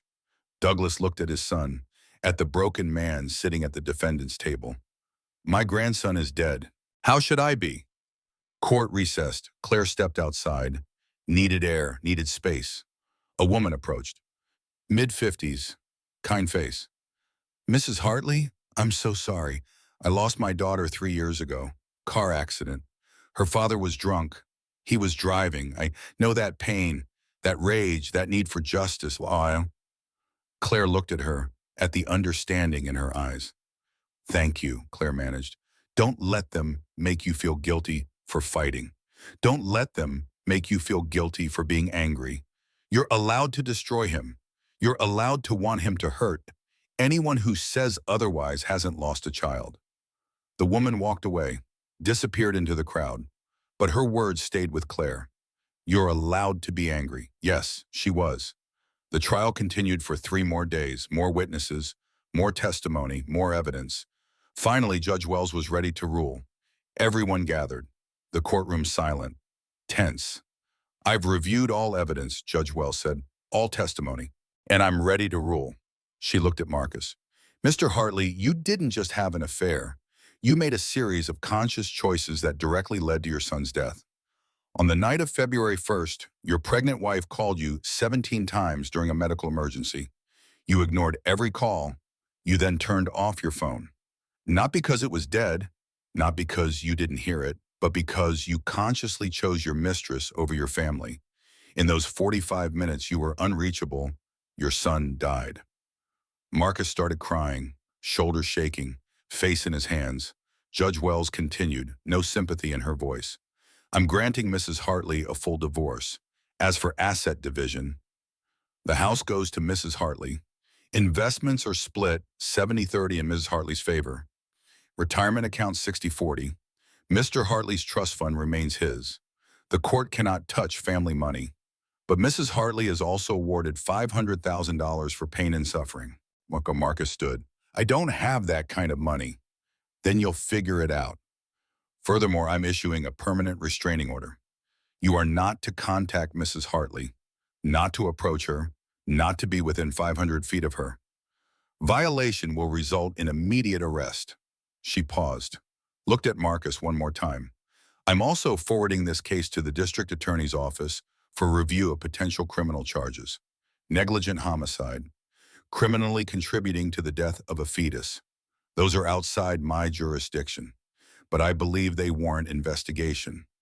The gavel came down, final, absolute. This court is adjourned. Claire stood, walked out of the courtroom. Media swarmed, cameras flashing, questions shouted. She kept walking, got to Rebecca Stern's car, climbed in, and only then did she allow herself to feel it. Victory, hollow, empty, but victory. Marcus had lost everything, just like she'd promised, but their son was still dead. And no amount of legal victory changed that.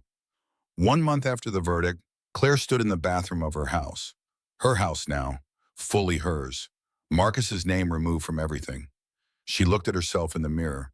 The weight she'd lost was slowly coming back. The dark circles were fading. The medication was helping. The therapy was helping. She looked almost normal again. Almost. Her phone buzzed. Text from Rebecca. Coffee? Yes, I'd like that. They met at a cafe downtown. Normal, mundane. The world continued spinning, people getting coffee, living their normal lives. Rebecca looked at her carefully. How are you feeling about the outcome? Claire stirred her coffee. Hollow. Explain. I thought destroying him would make me feel better. And maybe it did. A little. But my baby is still dead. And no amount of legal victory changes that. Do you regret it? No, he deserved everything he got. But revenge doesn't heal. It just creates a different kind of pain. Less acute, more sustainable, but still pain. Rebecca reached across the table, squeezed her hand, said nothing. Sometimes silence was the right response. Claire's phone buzzed again. Unknown number. She almost didn't answer, but something made her. Mrs. Hartley, this is Detective Sarah Collins. I'm with the District Attorney's Office. We've been reviewing your case for potential criminal charges. Claire's heart sped up. Yes? I wanted to let you know personally, we've decided not to pursue charges. There's not enough evidence for criminal negligence. The standard is very high. And while Mr. Hartley's actions were morally reprehensible, they don't meet the legal threshold for homicide. The words hit Claire like a punch. So he gets away with it, she said. Legally, in terms of criminal charges, yes, but he's lost everything else. His family, his reputation. 500 years ago, they'd call that being socially dead. It's a different kind of justice. Not the kind the law provides, but justice nonetheless. Thank you for calling, Claire said. Hung up. Rebecca looked at her. What did they say? No criminal charges. I'm sorry. Don't be. She's right. He lost everything. That has to be enough, because it's all I'm going to get. Over the next few months, Claire slowly rebuilt her life. She returned to work. The Henderson Project. The one she'd abandoned when she got pregnant. Her boss had held it for her, waited. We wanted you on this, he said. We always did. Take your time. Do it right. She threw herself into the work, designing a community center for underprivileged families, single mothers, people rebuilding after loss. She named it the Morrison Memorial Center for her son, her baby who'd never taken a breath. The design was beautiful, sustainable, functional, a building that would help people, that would make a difference. Her son's legacy, not the way she'd imagined, but a legacy nonetheless. The project won awards, national recognition, her name in architectural magazines. Her career was thriving, but she still couldn't be around pregnant women without feeling that sharp stab of loss. She still left baby showers early, still found excuses when friends tried to include her. They stopped inviting her eventually. It was easier for everyone. Dating was impossible. She tried once. A man from work asked her out. Nice, kind, normal. She said yes. They went to dinner. He asked about her life. She gave the sanitized version. Divorced, no kids. He smiled, said he had two from a previous marriage, showed her photos. She excused herself, went to the bathroom, cried for 10 minutes, left through the back exit. She couldn't do it, couldn't be normal, couldn't pretend she was okay. She was surviving. That was different from living. She was moving through the motions, work, therapy, sleep, repeat. But she wasn't happy, wasn't healed, wasn't whole. And maybe she never would be. 6 months after the divorce, Rebecca called her. You're not going to believe this. What? Amber had the baby, a girl, healthy. Claire felt something. Not quite pain, not quite rage, something softer, sadder.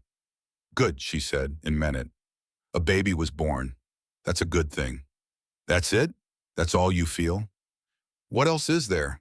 The circumstances are terrible, but a baby shouldn't be punished for her father's sins. I hope Amber is a good mother. I hope that little girl has a better life than her father gave my son. You're more generous than I'd be. My generous, just tired of being angry. Anger takes energy. I don't have any left. Rebecca was quiet for a moment. What about Marcus? Do you want to know what happened to him? Tell me. He's still working construction, living in that studio apartment, paying you $2,000 a month. Will be for the next 19 years. Amber won't let him see the baby. His mother talks to him sometimes. That's it. His father still won't acknowledge him. He's completely alone. Good, Claire said, but the word felt empty, meaningless. 1 year after the baby died, Claire drove to the cemetery. February 2nd, the anniversary of the worst day of her life. The stone was small, simple. Baby boy Hartley, forever loved. February 2nd. She placed flowers, white roses, same as every week. 1 year, she said to the stone. You'd be almost 4 months old if you'd lived, just starting to smile, maybe rolling over. I think about that sometimes. Who you would have been. She sat on the grass, cold, damp, early February in Colorado. People say time heals. It doesn't. Time just teaches you how to function while broken. I'm functioning. I'm working. I'm surviving. Some days I even laugh. But there's always this absence, this missing piece. She touched the stone, cold marble. Your father sends letters sometimes. I don't open them. He's in his own hell. I put him there. And I'm not sorry, but I'm not happy about it either. Revenge didn't bring you back. Justice didn't make me whole. Nothing does. A man walked by, different section of cemetery, visiting his own loss. He nodded respectfully, kept walking. Claire continued, I'm not the woman I was a year ago. That woman died with you.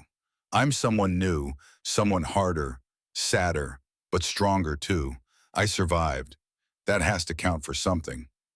She stood, brushed off her jeans, looked at the stone one more time. I'll see you next week. She drove to the construction site of the Morrison Memorial Center. Foundation complete. Walls going up. It was real. Taking shape. The foreman saw her, waved to take her over. Mrs. Hartley, we're ahead of schedule. Should be complete by fall. Thank you. It's beautiful. Your son would be proud. Claire smiled, but real. I hope so. She walked the site, imagined it complete. Children playing, mothers finding resources, lives being rebuilt. From tragedy, something good. Not redemption, not healing, just something good. As she left, she saw him. Across the street, Marcus, in construction gear. Dirty, tired, and beyond his years. Their eyes met. He started to cross. She held up her hand. Stop. They stood there, 50 feet apart, everything between them unsaid. He mouthed something. I'm sorry. She shook her head. Not accepted, not forgiven. He nodded, understood, walked away. She watched him go. Felt nothing, not rage, not satisfaction, just nothing. That's the thing they don't tell you about revenge. It doesn't feel like victory. It just feels like done. She got in her car, drove home, the cemetery in her rearview mirror, the construction site fading, her life, not the one she'd planned, not the one she'd wanted, but her life nonetheless. And maybe that was enough. 1 year, 2 months after the baby died, Claire sat in Dr. Phillips's office. Different therapist from the one at St. Francis. This one was for long-term healing, whatever that meant. How are you feeling about dating? Dr. Phillips asked. You mentioned someone at work asked you out.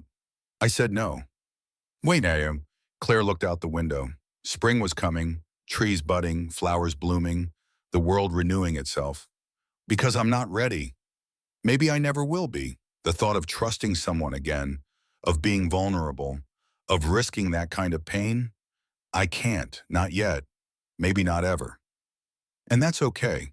Melon, everyone expects me to move on, to heal, to find someone new, to have another baby, to be the comeback story, the woman who triumphed over tragedy. What do you want? Claire turned back to face him. I want to stop hurting. I want to wake up one day and not immediately remember what I lost. I want to be okay with being alone. I want to stop feeling guilty for surviving when my son didn't. Those are reasonable wants. Are they achievable? Some of them, eventually, maybe. Claire laughed, bitter. That's not very reassuring. I'm not here to reassure you. I'm here to help you face reality. And the reality is that some wounds don't heal. They just become scars you learn to carry. She nodded. I'm starting to understand that. Tell me about the Morrison Memorial Center. How's the project going? Claire's face softened slightly. It's beautiful. Should be done by September. I went to the site last week, saw the walls going up, the space taking shape. It's going to help so many people. Your son's legacy. Yes, not the legacy I imagined, but a real one, a lasting one. How does that feel? Good and sad, both at once. I'm proud of the work, but I wish he was here to see it. I wish I could take him there.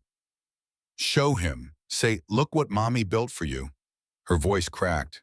She took a breath, steadied herself. But I can't, so I build it anyway. And I hope somehow he knows. Wherever he is, if he's anywhere, I hope he knows I didn't forget him. Dr. Phillips nodded, made a note. Have you thought about a support group for pregnancy loss specifically? I went to one 2 months ago. It helped. A little. Tell me about it. Claire closed her eyes, remembered. There was a woman there, Jennifer. She lost her daughter 8 years ago, not to infidelity, just to a husband who was emotionally absent, who didn't notice when their daughter got sick. By the time Jennifer realized how serious it was too late. What did she say? She said she divorced him. Everyone told her she was cruel, that it wasn't his fault, but she said it was. He chose not to pay attention, just like Marcus chose not to answer. And now we're the ones living with the consequences. How did that make you feel? Less alone, like maybe I'm not crazy for still being angry, for not forgiving him, for refusing to move on. You're not crazy, and you're not alone. What you're feeling is normal. It's human. It's real. Claire opened her eyes. When does it get easier? It doesn't. It just gets different. The grief becomes part of you, not all of you, just part, and you learn to carry it. That night, Claire went home. Her house, the house Marcus used to live in, now just hers. She cooked dinner, simple pasta, glass of wine, ate at the kitchen table, alone. Her phone buzzed at a text from Rebecca. Dinner this weekend, my treat? Claire trying. Yes, I'd like that. Another text from her boss. Henderson Project is getting national press. You're amazing. Claire, thank you. Normal interactions, normal life, or as normal as it got now. She cleaned up, washed dishes, the routine comforting in its mundanity. The house was quiet, no baby crying, no husband coming home, just her, and the silence. And it was okay. Not good, not happy, but okay. She went upstairs, to the nursery, the door she'd locked a year ago. She opened it. The room was exactly as they'd left it. Crib, changing table, rocking chair, pale blue walls, clouds on the ceiling. She'd avoided this room for 12 months. Couldn't face it. Couldn't handle seeing what should have been. But tonight she walked in, sat in the rocking chair, let herself feel it all. The grief, the lassam, the anger, the love for a child she'd never met. She rocked, back and forth, not crying, just existing in this space, this room of dreams that died. After a while she stood, walked to the crib, ran her hand along the railing. Smooth wood, never used. She made a decision. Tomorrow she'd start packing it up, not throwing away, but storing, making this room something else. A home office, a library, something living. Not a shrine to death. Her son deserved to be remembered, but not like this, not as a frozen moment of loss. He deserved to be part of her life, part of her present, not trapped in the past. She turned off the light, closed the door, but this time she didn't lock it. Progress. Small, tiny, but progress. 2 weeks later, Claire sat in a pregnancy loss support group. Different from the ones she'd tried before. This one met weekly, more structured, more focused. The leader asked her to share. "I'm Claire," she said. "I lost my son 1 year, 2 months, and 14 days ago. My husband was having an affair. He didn't answer when I called for help. Our baby died because he chose his mistress over us." The group nodded. They'd heard the story. Everyone had. "I'm still angry," Claire continued, "but it's different now, less consuming, more focused. I don't wake up wanting to die anymore. I wake up wanting to live, not because life is good, but because dying would let him win, and I refuse to give him that." A woman raised her hand, Sarah, younger, maybe late 20s. "Do you forgive him?" she asked. Claire paused, really thought about it. "No," she said honestly, "I don't forgive him. I don't think I ever will. But I'm letting go of the rage, not for him, for me, because carrying that much anger is exhausting. I'm tired of being exhausted." "Do you still love him?" "No, I don't think I ever really did. I loved who I thought he was, the man he pretended to be. But that man never existed. So I'm grieving two losses, my baby, and the husband who was always a lie." After the meeting, Jennifer approached, the woman who'd lost her daughter 8 years ago. "You're doing well," Jennifer said. "Am I?" "You're here, you're talking, you're fighting. Yes, you're doing well. Does it ever stop hurting?" Jennifer smiled sadly.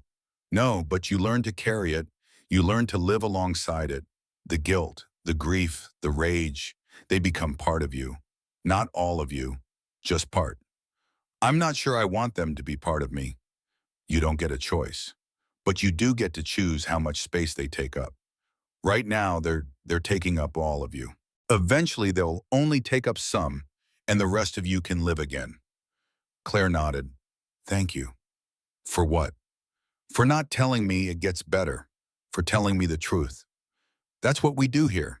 We tell the truth. Because platitudes don't help. Reality does." That night, Claire had dinner with Rebecca at a small Italian restaurant. Quiet, intimate.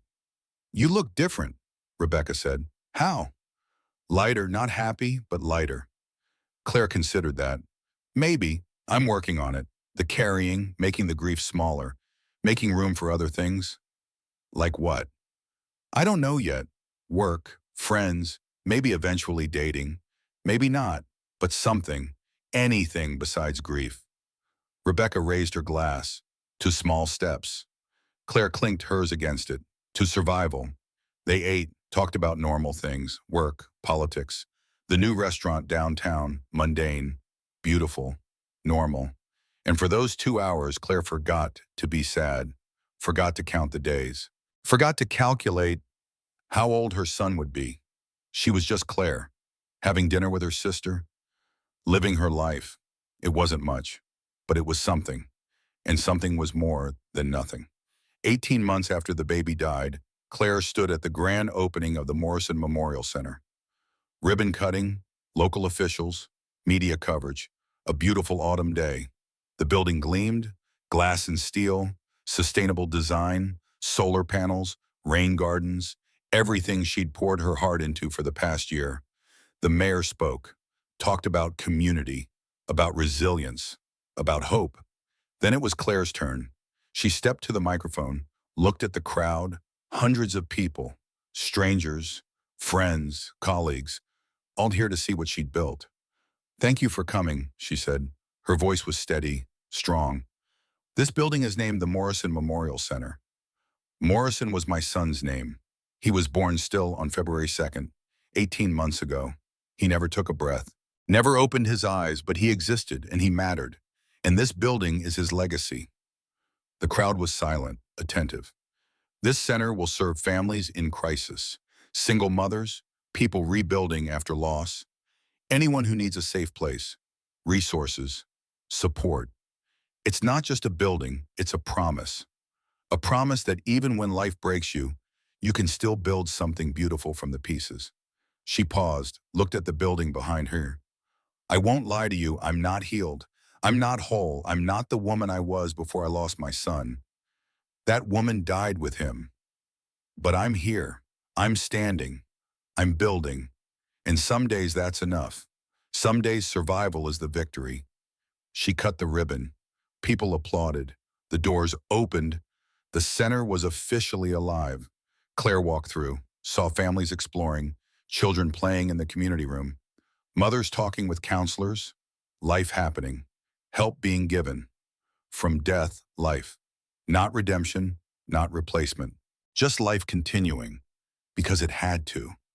That evening, Claire returned to the cemetery, white roses in hand. Baby boy Morrison, the stone read. She'd had it updated. Not Hartley, Morrison, her maiden name, the name she'd taken back after the divorce. Hey, she said to the stone, big day today. The center opened. It's beautiful. You would have loved it. There's a playground and a reading room and bright windows everywhere. It's full of light. She sat down, cross-legged on the grass, the evening cool, peaceful. I miss you. Every day, every moment. I think about who you would have been, what you'd look like, your first word, your first step, all the things I'll never see.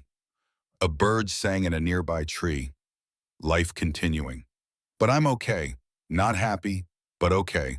I'm working, I'm surviving, I'm building things, making a difference. Your father, he's still paying me every month. $2,000 will be for another 17 and a half years. I don't spend it. I put it in an account for the center, for maintenance, for keeping your legacy alive. She traced the letters on the stone. Cold, smooth, permanent. People keep asking if I forgive him. I don't. I can't. What he did is unforgivable. But I'm not carrying the rage anymore. It was too heavy. I put it down. Not for him, for me, because I deserve to live without that weight. The sun was setting, orange and pink, beautiful, bittersweet. I'm going to be okay, eventually. Maybe. I'm not there yet, but I'm working toward it. One day at a time, one breath at a time. That's all I can do. She stood, brushed off her jeans. I love you. I always will. I'll see you next week.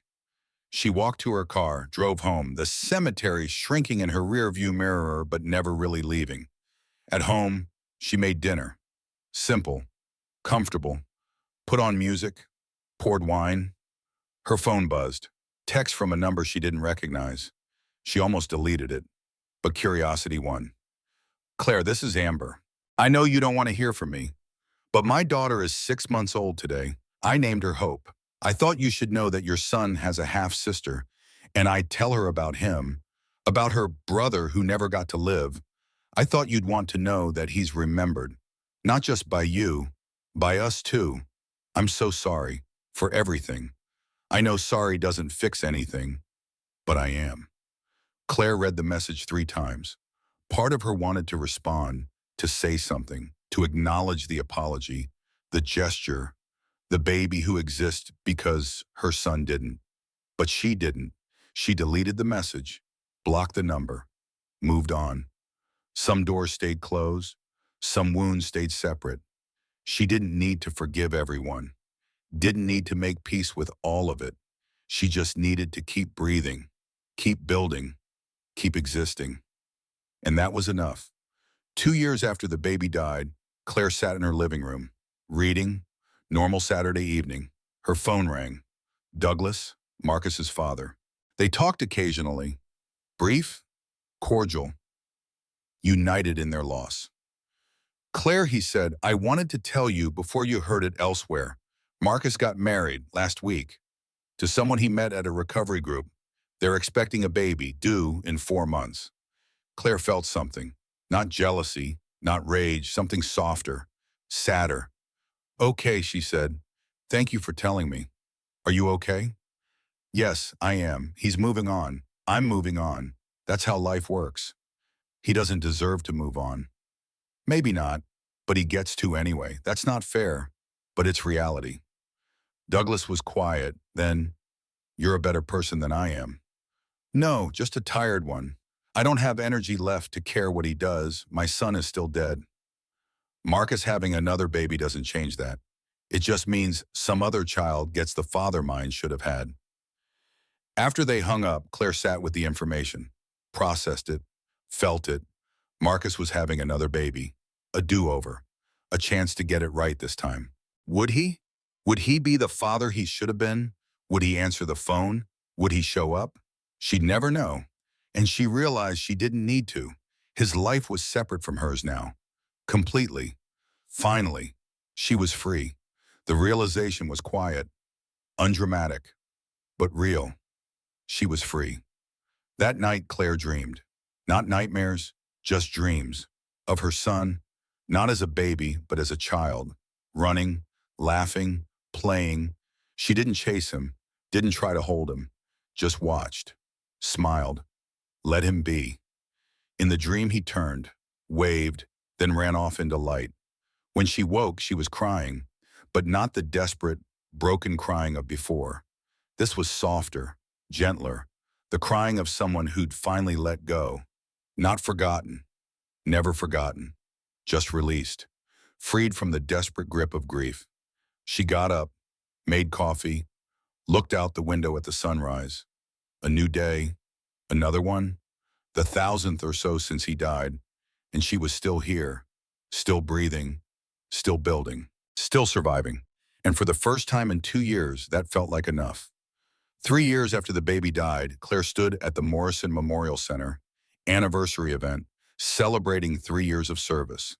The center had helped thousands, single mothers finding childcare, families getting counseling, children accessing after-school programs. Lives changed, lives saved, all in her son's name. A woman approached, young, maybe 22, Hispanic, nervous. Mrs. Hartley, I wanted to thank you, your center. It saved my life. I was pregnant, alone, scared. The center gave me prenatal care, helped me find housing, gave me resources. My daughter is 2 now, healthy, happy, because of you. Claire smiled. What's her name? Sophia. That's beautiful. I named her after my grandmother, but her middle name is Claire, after you. Claire Morrison made my life possible. So my daughter is Sophia Claire. I wanted you to know that. The woman walked away, rejoined her daughter. A toddler with curly hair and bright eyes. Alive, thriving, from death, life. Always, eventually. Claire looked around the center, at the families, the children, the hope. Her son never took a breath, but he'd given breath to so many others. Through his death, life continued, persisted, flourished. It wasn't fair. It would never be fair. But it was real. It was something. It was enough. That evening, Claire drove to the cemetery. Last time, final visit. She placed white roses on the stone, sat down. Baby boy Morrison, she said, your legacy is beautiful. You're helping so many people, more than you'll ever know. She touched the stone, cold, familiar. I'm okay now. Really okay. Not happy all the time, but okay. I laugh, I work, I live. You're part of me. Always will be. But you're not all of me anymore. Hope that's okay. Silence. Just the wind, the birds, life continuing. I'm going to visit less, not because I love you less, but because I need to live more. You understand, I think you do. She stood, looked at the stone one more time. I love you. Forever. Always. Thank you for making me a mother, even if only for 7 months. Even if you never breathed. You made me a mother, and that's everything. She walked away, didn't look back, drove home as the sun set. At home, she opened her laptop, checked her email, a message from a dating app she joined last week. Tentatively, nervously, just to see. A message from someone named David, 40 years old, teacher, kind face in his photo. Hi, Claire. I saw your profile.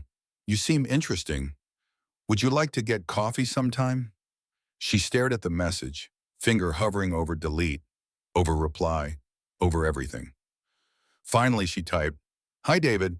Coffee sounds nice. How about Tuesday? She hit send before she could change her mind. It might go nowhere, probably would. But that was okay. She was trying, living, moving forward, not healed, not whole, but surviving. And some days survival was enough. Some days it was everything.